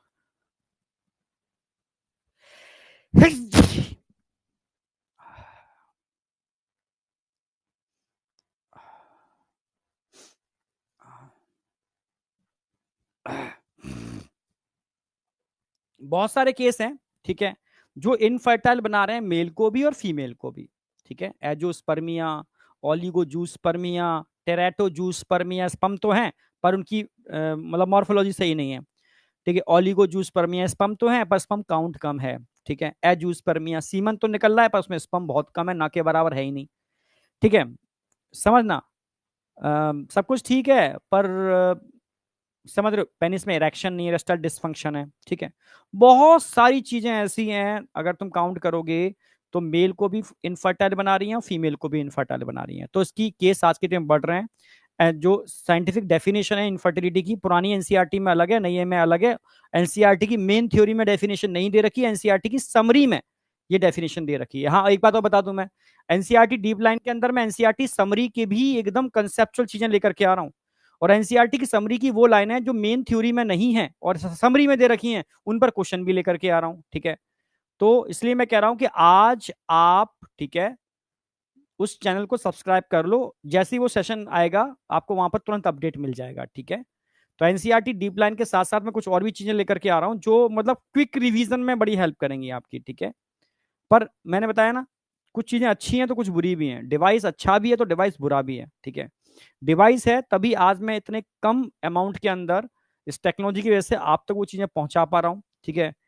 पर नुकसान क्या है, यही नुकसान है कि भाई हाथ में अगर मोबाइल है, कमरे में आप अकेले में बैठे हो, तो आप लेक्चर कम देखोगे, डाइवर्ट ज्यादा हो जाओगे, रियलिटी ये है, ठीक है। रील्स ज्यादा देखोगे, ऊट पटांग हरकतें ज्यादा करोगे, ठीक है, समय लॉस होगा, फिर डिमोटिवेट होगे, डिप्रेशन आएगा। पहले बच्चा कोई डिमोटिवेट होता था, डिप्रेशन होता था? नहीं होता था। वो जानता था डिमोटिवेशन एक ही होता था कि आज काम नहीं किया, स्कूल में जाऊंगा मार पड़ेगी, बस इतना इतना होता था डर, ठीक है। तो ये तो पक्का हो जाता था या काम करके आता था। अब आज की डेट में क्या है कि बच्चा अकेला है, कमरे में बैठा है, पेरेंट्स भी क्या करें, 2, 2.5, 3, 4 हजार, 5 हजार मैक्सिमम के अंदर उसका भी खर्च कोर्स मिल रहा है उसको, मोबाइल दिलवा दिया। और बच्चा भी मतलब आज के टाइम में, मैं ग्रामीण क्षेत्रों में पूछ रहा हूँ कि यार बच्चा कह रहा है कि यार ऑनलाइन सर बहुत अच्छा है, कि ऑनलाइन से पढ़ना चाहता हूँ, तो उसको ऑफलाइन ना कराएं। तो मैंने कहा, पूछा कि बच्चा क्या मोबाइल की जिद करता है? हाँ, जिद बहुत करता है वो, मोबाइल मोबाइल, तो इसीलिए वो कह रहा है कि भाई ऑनलाइन करा दो, उसको मोबाइल मिल जाएगा, बस उसको आप 1 साल तक छेड़ोगे नहीं, 1 साल तक मस्ती करेगा और बर्बाद हो जाएगा। तो मैंने अगर देखो, बच्चे अगर खुद सेल्फ मोटिवेटेड हैं तो ही उसको ये एनर्जी देनी चाहिए, सेल्फ मोटिवेटेड नहीं है तो वो डाइवर्ट हो जाते हैं, ये रियलिटी है, समझ रहे हो। चैनल का नाम बताया तो बेटा, संकल्प नीड वेदांतु, आगे लगा दो क्लास 11th, बस मिल जाएगा तुम्हें, ठीक है। संकल्प नीड वेदांतु क्लास 11th, ठीक है। ऑलरेडी इसका लिंक हम सब जगह लगा रहे हैं जिससे कि आपको इजीली वो चीजें मिल जाएं, ठीक है, समझे। हाँ, चलो। तो इन एबिलिटी, अगर हाँ कोई कपल है, 2 साल हो गए वो अनप्रोटेक्टेड सेक्स कर रहे हैं, 2 साल हो गए पर बेबी कंसीव नहीं हो रहा, तब उनको तुरंत मिलना पड़ेगा डॉक्टर से, यानी कहीं ना कहीं इनफर्टिलिटी इंडिकेट हो रही है। 2 ईयर हो चुके हैं, 2 ईयर, समझ रहे हो ना, 2 साल। इनएबिलिटी टू कंसीव और प्रोड्यूस चिल्ड्रन, ठीक है, even after 2 years of unprotected sexual cohabitation. क्या बोलेंगे इसको? Infertility. A large number of couple all over the world, including India, are infertile. तभी टेस्ट ट्यूब बेबी सेंटर बहुत तेजी से चल रहे हैं, और वहां एक टेक्नोलॉजी को लेकर के आ रहे हैं हम, art, ART, art, assisted reproductive technology. Assisted reproductive technology को हम आर्ट बोलते हैं। अब समझना आर्ट है क्या। आर्ट के अंदर, ठीक है, हम क्या बताने वाले हैं। असिस्टेड रिप्रोडक्टिव टेक्नोलॉजी में सबसे पहले तो मैं आपको बताऊंगा टेस्ट ट्यूब बेबी क्या है। टेस्ट ट्यूब बेबी क्या है समझना, इसके बाद चीजें मैं समझा पाऊंगा। पहले टेस्ट ट्यूब बेबी समझो। मान लो, मान लो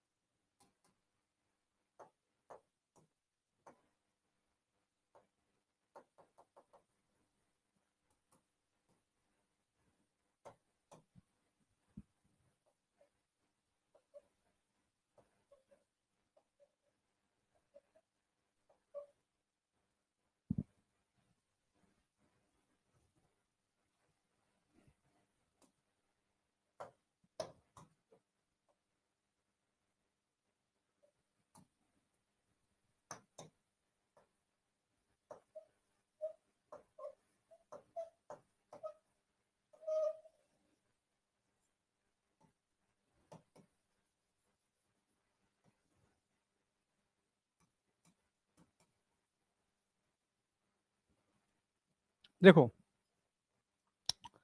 टेस्ट ट्यूब बेबी का मतलब क्या होता है? टेस्ट ट्यूब बेबी का मतलब है फर्टिलाइजेशन इन टेस्ट ट्यूब। बच्चा पूरा टेस्ट ट्यूब में नहीं बन रहा। हाँ, आवाज आ रही है क्या? हाँ, आ तो रही है। हाँ, टेस्ट ट्यूब बेबी का मतलब है, टेस्ट ट्यूब बेबी का मतलब है, सुनो, टेस्ट ट्यूब बेबी का मतलब है कि बच्चा टेस्ट ट्यूब में नहीं बन रहा, ओनली फर्टिलाइजेशन टेस्ट ट्यूब के अंदर हो रहा है। समझ रहे हो? इसका मतलब है इन विट्रो, एक होता है इन वीवो नेचुरल कंडीशन में, एक है in vitro. In vitro fertilisation, fertilisation in test tube. Clear है? हाँ, फर्टिलाइजेशन इन टेस्ट ट्यूब, इसको बोलते हैं इन विट्रो फर्टिलाइजेशन। एक मिनट, एक घूंट पानी पी लूं।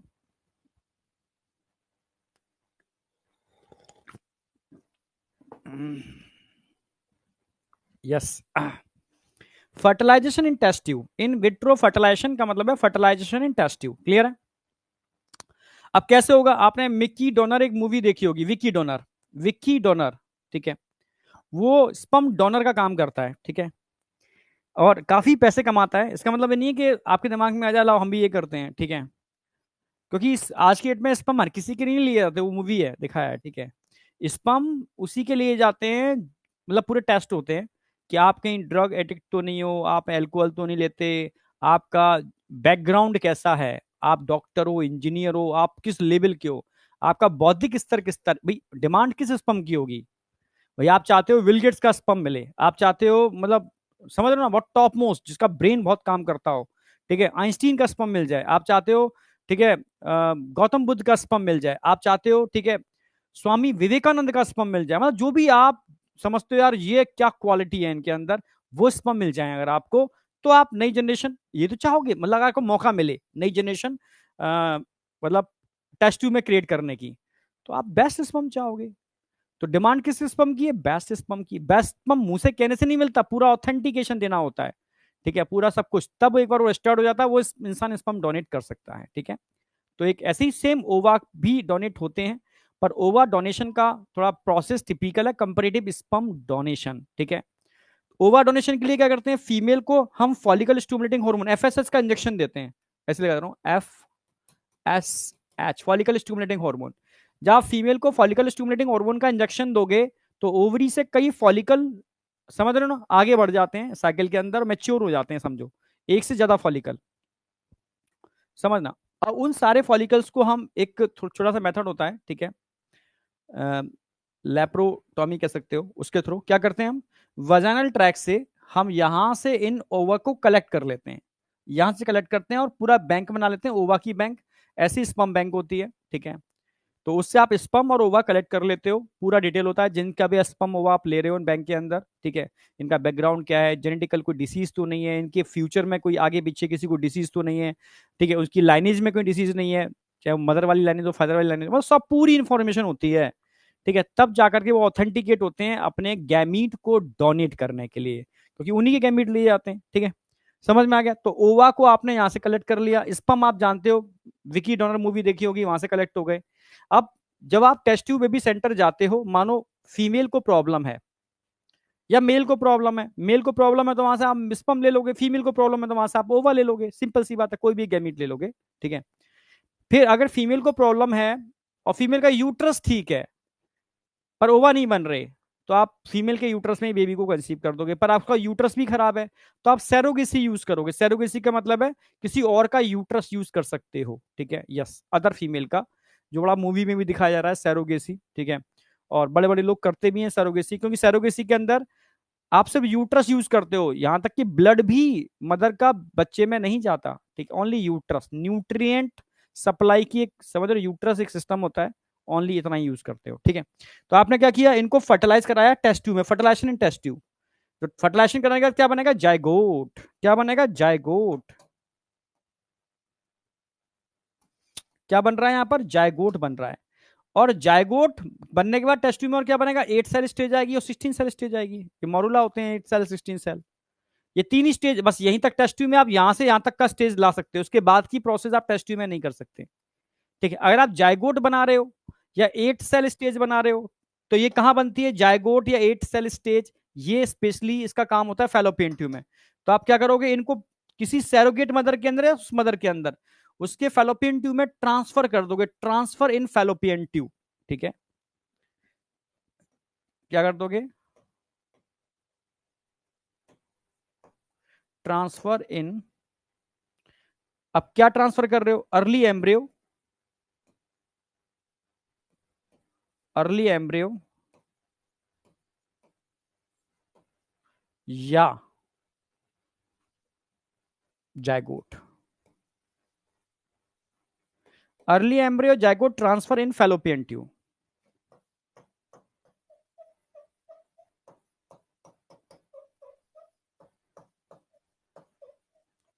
ठीक है। अर्ली एम्ब्रियो या जायगोट ट्रांसफर इन फैलोपियन ट्यूब, ये कर सकते हो, क्योंकि ध्यान रखना है, जायगोट भी फैलोपियन ट्यूब में होता है और early embryo 8 cell stage fallopian tube में बनती है, ठीक है।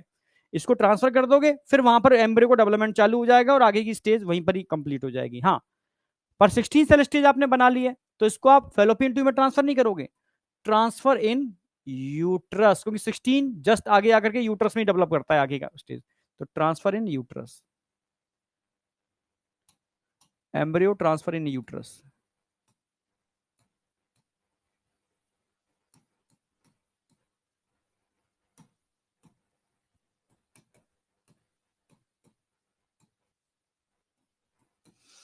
यानी ये समझ में आ गया, बस इतना काम होता है आप टेस्ट ट्यूब बेबी का, बस इतना ही काम है। इसके बाद सारी चीजें कहाँ होंगी बेटा, आप बोलोगे बॉडी के अंदर, ठीक है। इसके बाद की सारी प्रोसेस बॉडी के अंदर होगी, ठीक है। तो ये टेस्ट ट्यूब बेबी हो गया, समझ में आ गया होगा।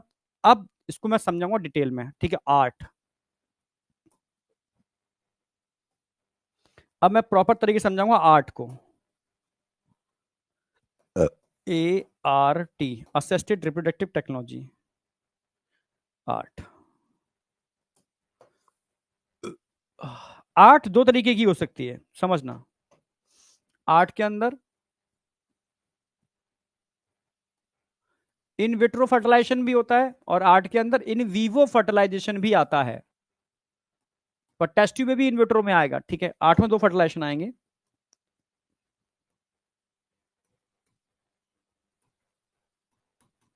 इन vitro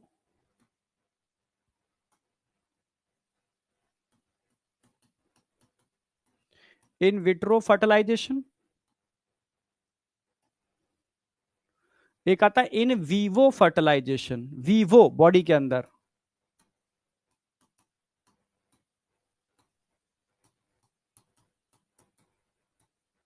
in vivo fertilisation, in vitro fertilisation, in vivo fertilisation, समझ रहे हो। हाँ, आर्ट में दो चीजें आएंगी, in vitro fertilisation and in vivo fertilisation, समझ गए ना मेरी बात। In vitro fertilisation outside the body, मैं सिंपल लिख दे रहा हूं, याद रहेगा आपको, fertilisation outside the body.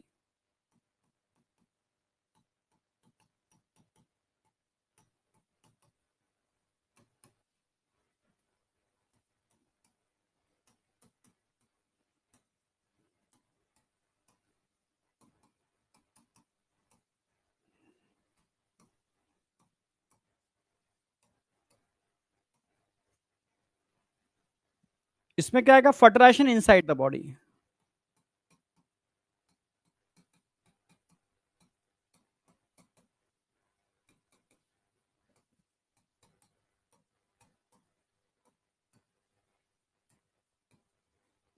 Fertilisation inside the body, शरीर के अंदर फर्टिलाइजेशन, शरीर के बाहर फर्टिलाइजेशन, समझना। अगर मैं शरीर के बाहर फर्टिलाइजेशन करता हूं आउटसाइड द बॉडी, तो इसको इन विट्रो फर्टिलाइजेशन बोलेंगे। तो जब आप बाहर फर्टिलाइजेशन कर रहे हो, जायगोट कहां बना रहे हो, बाहर, एम्ब्रियो का बना रहे हो बाहर, तो उसको कहां ट्रांसफर करना पड़ेगा? बॉडी के अंदर। तो इसको एम्ब्रियो ट्रांसफर बोलते हैं एक्चुअल में, इसके लिए टर्म यूज करोगे embryo transfer. Embryo transfer, ET, E T, embryo transfer. ठीक है, एम्ब्रियो ट्रांसफर, क्योंकि एम्ब्रियो आप टेस्ट ट्यूब में बना रहे हो तभी तो उसको ट्रांसफर करोगे। और एम्ब्रियो ट्रांसफर में दो चीजें आती हैं, जैसे क्वेश्चन पूछे जाते हैं सेम वही पैटर्न लिख रहा हूं, तुम्हारा एक क्वेश्चन छूटे ही ना। इसमें दो चीजें आती हैं, एक टेस्ट ट्यूब में भी आती है, उसमें भी आप बाहरी फर्टिलाइजेशन कर रहे हो, और एक होता है इंट्रासाइटोप्लाज्मिक स्पर्म इंजेक्शन, ये भी आप बाहरी फर्टिलाइजेशन कर रहे हो। एम्ब्रियो ट्रांसफर में आते हैं दोनों चीजें। ठीक है, इसमें आएगा एक टेस्ट ट्यूब भी,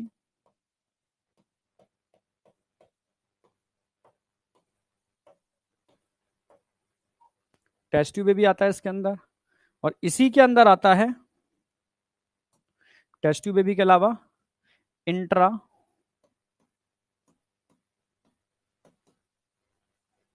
साइटोप्लाज्मिक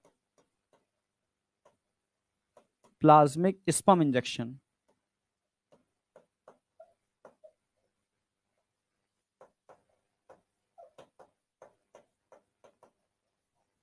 जिसके लिए टर्म यूज करते हैं intra cytoplasmic ICSC sperm injection, ICSI injection, intracytoplasmic sperm injection, ICSI.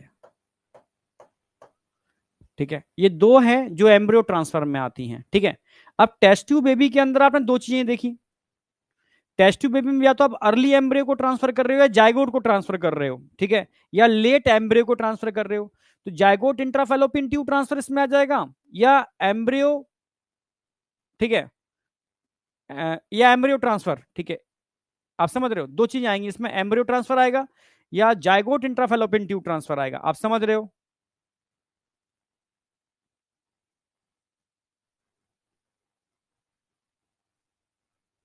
नहीं नहीं बेटा, टेस्ट ट्यूब बेबी में हो सकता है दोनों भाई दोनों माता पिता के हो सकता है, मैं कंडीशन में डिपेंड करेगा ना।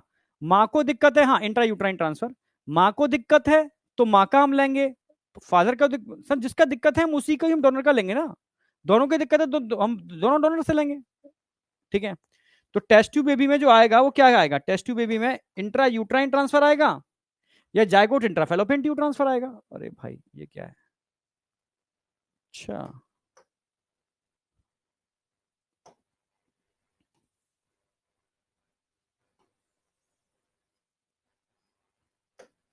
इसमें दो चीजें इंक्लूड होंगी, डायरेक्ट क्वेश्चन ऐसे ही मिलेगा, क्या क्या आएगा इसमें, इसमें आएगा जाइगोट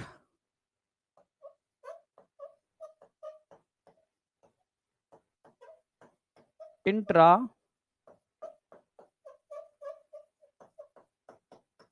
फैलोपियन ट्रांसफर, यानी Z I F T, gift, gift इसके अंदर आएगा, या क्या आएगा इसके अंदर इसके अलावा बात करोगे, intra uterine transfer, intra uterine transfer, यानी I U T, intra uterine transfer आएगा इसके अंदर, या zygote intra fallopian tube transfer आएगा, जस्ट अभी टेस्ट ट्यूब बेबी में बताया मैंने। ठीक है, इसको तो बोलेंगे intra zygote intra fallopian tube transfer, zygote intra fallopian transfer, G I F T, GIFT बोलेंगे। इसके लिए हम बोलेंगे इंट्रा यूट्राइन ट्रांसफर, आईयूटी बोलेंगे। ठीक है, तो टेस्ट ट्यूब बेबी के अंदर दो चीजें आती हैं, एक तो जाइगोट इंट्राफेलोपियन ट्यूब ट्रांसफर आएगा या आईयूटी आएगी, ये दो ही केस होंगे। ठीक है, तो आपके सामने आ गए। अच्छा, एम्ब्रियो ट्रांसफर में एक आता है इंट्रासाइटोप्लाज्मिक स्पर्म इंजेक्शन। मान लो एक मेल है, उसके पास स्पर्म है ही नहीं, पर उसको चाहिए नहीं नहीं मेरा मुझे अपने ही अपना बच्चा चाहिए, ठीक है, चाहे कुछ भी करो। ठीक है, अब सोचो स्पर्म ही नहीं है और उसको अपना ही बच्चा चाहिए, तो क्या करेंगे, टेक्नोलॉजी, टेक्नोलॉजी, तो टेक्नोलॉजी क्या काम करेगी, हम उसकी टेस्टिस में से एक दो स्पर्म ढूंढ लेंगे, ढूंढ ही लेंगे। ठीक है, और उसकी वाइफ का ओवा लेंगे, वो नेचुरली तो फर्टिलाइजेशन करेगा ही नहीं। अब हम उसके स्पर्म को उसके वाइफ के ओवा के अंदर क्या करा देंगे, इंजेक्ट करा देंगे, इंट्रासाइटोप्लाज्मिक स्पर्म इंजेक्शन। ठीक है, और टेस्ट ट्यूब के अंदर जाइगोट बना लेंगे। जो नेचुरली पॉसिबल नहीं था वो वाला काम हम टेस्ट ट्यूब में कर लेंगे। जैसे मान लो, समझने की कोशिश करना, ये ओवा है,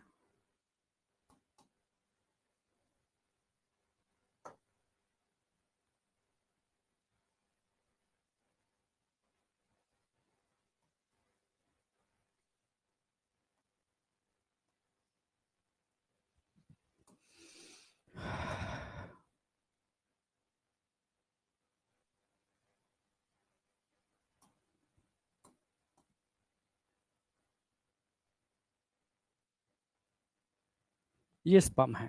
ठीक है,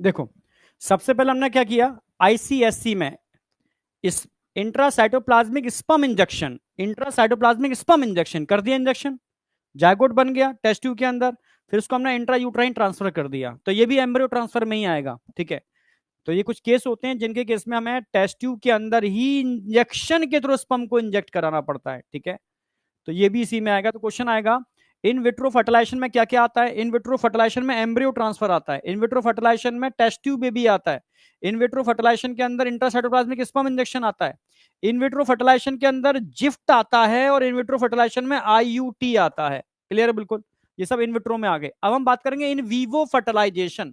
in vivo fertilisation, fertilisation inside the body, जब शरीर के अंदर फर्टिलाइजेशन कर रहे हो तो सिंपल सी बात है, गैमीट तो ट्रांसफर करोगे शरीर के अंदर, भाई यहां क्या करोगे, गैमीट ट्रांसफर करोगे, तभी तो बॉडी के अंदर नेचुरल कंडीशन में फर्टिलाइजेशन होगा। समझ रहे हो, समझ पा रहे हो? हाँ बेटा, आई से इसमें आप, ठीक है, कर सकते हो, बड़ा बड़ा मुश्किल है। ठीक है, ये मुश्किल है लेकिन बस कर सकते हो। ठीक है, अब समझ में मेरी बात। तो अब फर्टिलाइजेशन इनसाइड द बॉडी, ये मैंने एनसीईआरटी डाल दी है, एनसीईआरटी पूरी जो मैंने बताई है, एक एक चीज की आपकी इंक्लूड है इसके अंदर। अब हम ये थोड़ा डायग्राम डाल दिया है मैंने कि कैसे आप करते हो जिफ्ट, जाइगोट इंट्राफैलोपियन ट्यूब ट्रांसफर। ठीक है, जब आपने 8 सेल या जाइगोट को लिया तो यहां से फैलोपियन ट्यूब में डाल दोगे, फिर फर्टिलाइज होकर के आगे बढ़ जाएगा। ठीक है,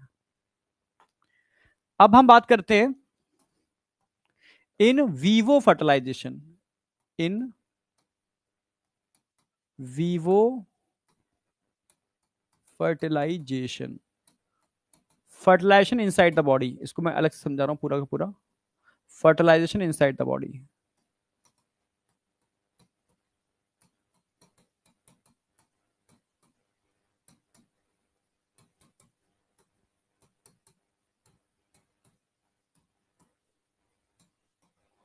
शरीर के अंदर फर्टिलाइजेशन होगा तो क्या करोगे, यहां पर गैमीट ट्रांसफर करोगे, तो इसमें क्या आएगा, gamete transfer.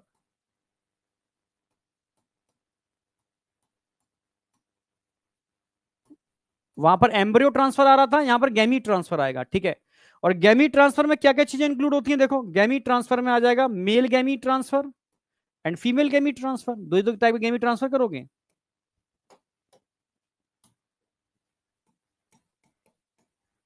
Male gamete transfer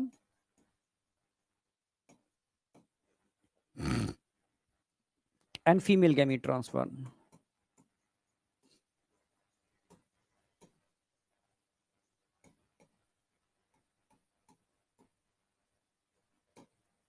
male gamete transfer and female gamete transfer, दो टाइप के गैमीट का ट्रांसफर की हम बात करेंगे।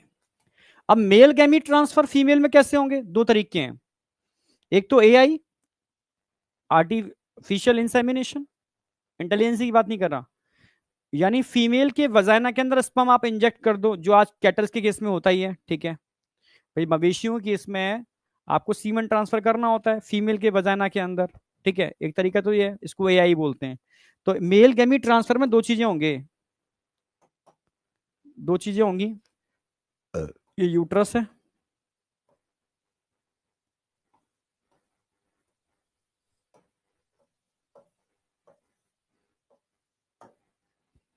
दूसरा केस क्या है?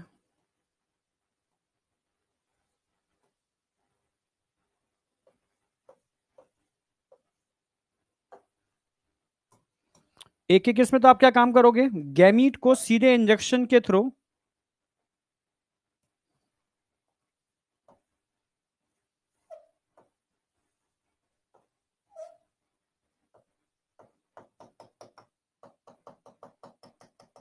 एआई बोलते हैं इसको, artificial insemination, artificial insemination vagina.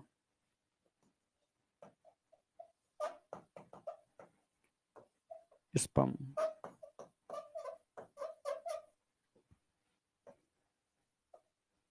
AI, AI, artificial insemination vagina में करते हैं। मान लो किसी के पास गैमीट बहुत कम है, वजाइना में डालेंगे तो सारे गैमीट मारे जाएंगे, तो उसको यूट्रस में डालने पड़ेंगे, ठीक है। इसको बोलते हैं इंट्रा यूट्राइन ट्रांसफर। अच्छा, मैंने intra uterine transfer, sorry intra uterine insemination, ये हो गया आर्टिफिशियल इंसेमिनेशन। अब आ जाओ इंट्रा यूट्राइन इंसेमिनेशन।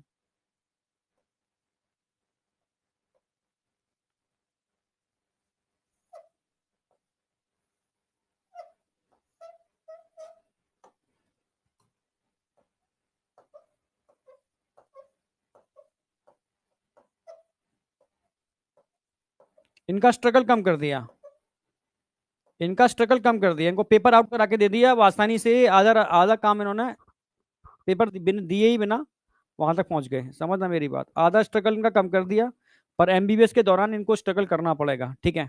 तो इसको बोलते हैं intra uterine insemination, intra uterine insemination, IUI, और एक होता है IUT, कंफ्यूज मत होना, intra uterine insemination, intra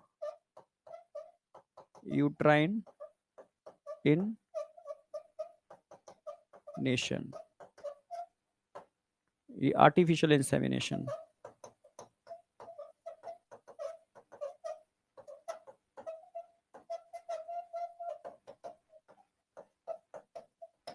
clear है बिल्कुल। यूट्रस के अंदर आपने क्या कर दिया, ट्रांसफर कर दिया गैमीट को।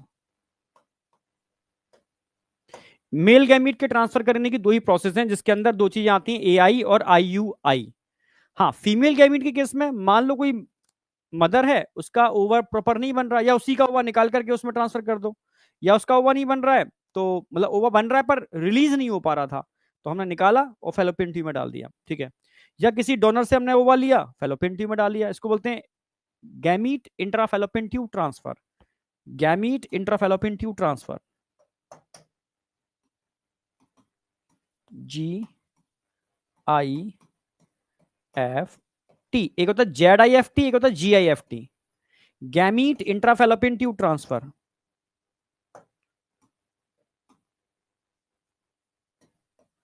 गैमीट मतलब ओवा, इंट्रा फेलोपियन ट्रांसफर, ठीक है। तो फर्टिलाइजेशन कहां होगा, दोनों केस में फर्टिलाइजेशन तो बॉडी के अंदर हो रहा है ना। तो फीमेल गैमीट ट्रांसफर करने को बोलते हैं gamete intrafallopian tube transfer, GIFT। Male gamete transfer करने को बोलते हैं एआई और IUI। जबकि यहां मैंने क्या बताया था आपको, यहां क्या बताया था मैंने, ठीक है, IUT, IUI नहीं है, IUT, और यही गलती करोगे आप, IUT और IUI के अंदर। तो ये हो गया इन विवो और ये हो गया इन विट्रो फर्टिलाइजेशन, इसके अलावा और कुछ भी नहीं है। ये पूरा मैंने छाप दिया इसके अंदर, एनसीईआरटी पूरी छाप दी है। ये किस तरीके से सेम करते हैं वो मैंने डायग्राम डाल दिया है। यहां आकर के आपका चैप्टर एंड हो जाता है। कुछ क्वेश्चन दिए मैंने सिफिलिस वगैरह के, जो आप बहुत इंपॉर्टेंट हैं ये सब, ठीक है। डिवाइस के क्वेश्चन है, GIFT, ये क्वेश्चन मैंने बहुत डाल दिए हैं। इसकी इनफर्टिलिटी के, ये आपकी प्रैक्टिस करा देंगे। ओलिगोजूस्पर्मिया कम, एजोस्पर्मिया एब्सेंट स्पर्म, ए मतलब एब्सेंट, जूस्पर्मिया स्पर्म, ठीक है। ये सब आपको क्वेश्चंस लगाने हैं, होमवर्क है, काफी क्वेश्चंस दे दिए हैं मैंने। तो यहां करके आपका इनफर्टिलिटी वाला पार्ट खत्म होता है, समझ गए ना मेरी बात? हाँ, तो चैप्टर कंप्लीट है। अब नया चैप्टर स्टार्ट होगा आपका, ठीक है, ह्यूमन हेल्थ एंड डिसीज, ठीक है। उससे पहले आज शाम को 4 बजे मैं स्टार्ट कर रहा हूं, ठीक है, क्या, एक्सक्रीटरी सिस्टम, ठीक है। तो क्विक रिवीजन करना है, ठीक है, 2 आवर्स के आसपास का हम टाइम लेके चल रहे हैं, तो आप उसमें क्विक रिवीजन कर सकते हो, ओके, ठीक है। और चैनल को सब्सक्राइब कर लेना। संकल्प नीट वेदांतु क्लास 11th, जिस पर मैं एनसीईआरटी डीप लाइन वाला पार्ट लेकर आ रहा हूं, पर एक नई सीरीज और भी लेके आ रहे हैं उसके अलावा, वो तो मैं कराऊंगा ही उस पर, ठीक है, ओके। बिल्कुल आराम से कराऊंगा, बहुत प्यारे तरीके से कराऊंगा, एकदम डी कोड करते हुए कराऊंगा, ठीक है, ओके। तो thank you, all the best, मिलते हैं कल के सेशन में, अभी सॉरी अभी 4 बजे, ठीक है, 4 बजे वाईटी पर, ठीक है। बाय बेटा बाय। वाईटी पर इतना जरूर कर दिया करो, पर आप, मैं बताऊंगा कहूंगा आप करोगे है नहीं, ठीक है। सेशन लगा होता है तो एक बार लाइक कर दिया करो कि हाँ भाई हम सर प्रेजेंट हैं, बस हाजिरी लगा दिया करो स्टार्ट होने से पहले, लेकिन पहले, ठीक है, ओके। चलो bye bye bye, all the best.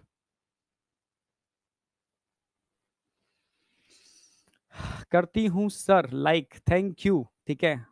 चलो बेटा, ठीक है, अयान, बाय बेटा, बाय बाय बाय।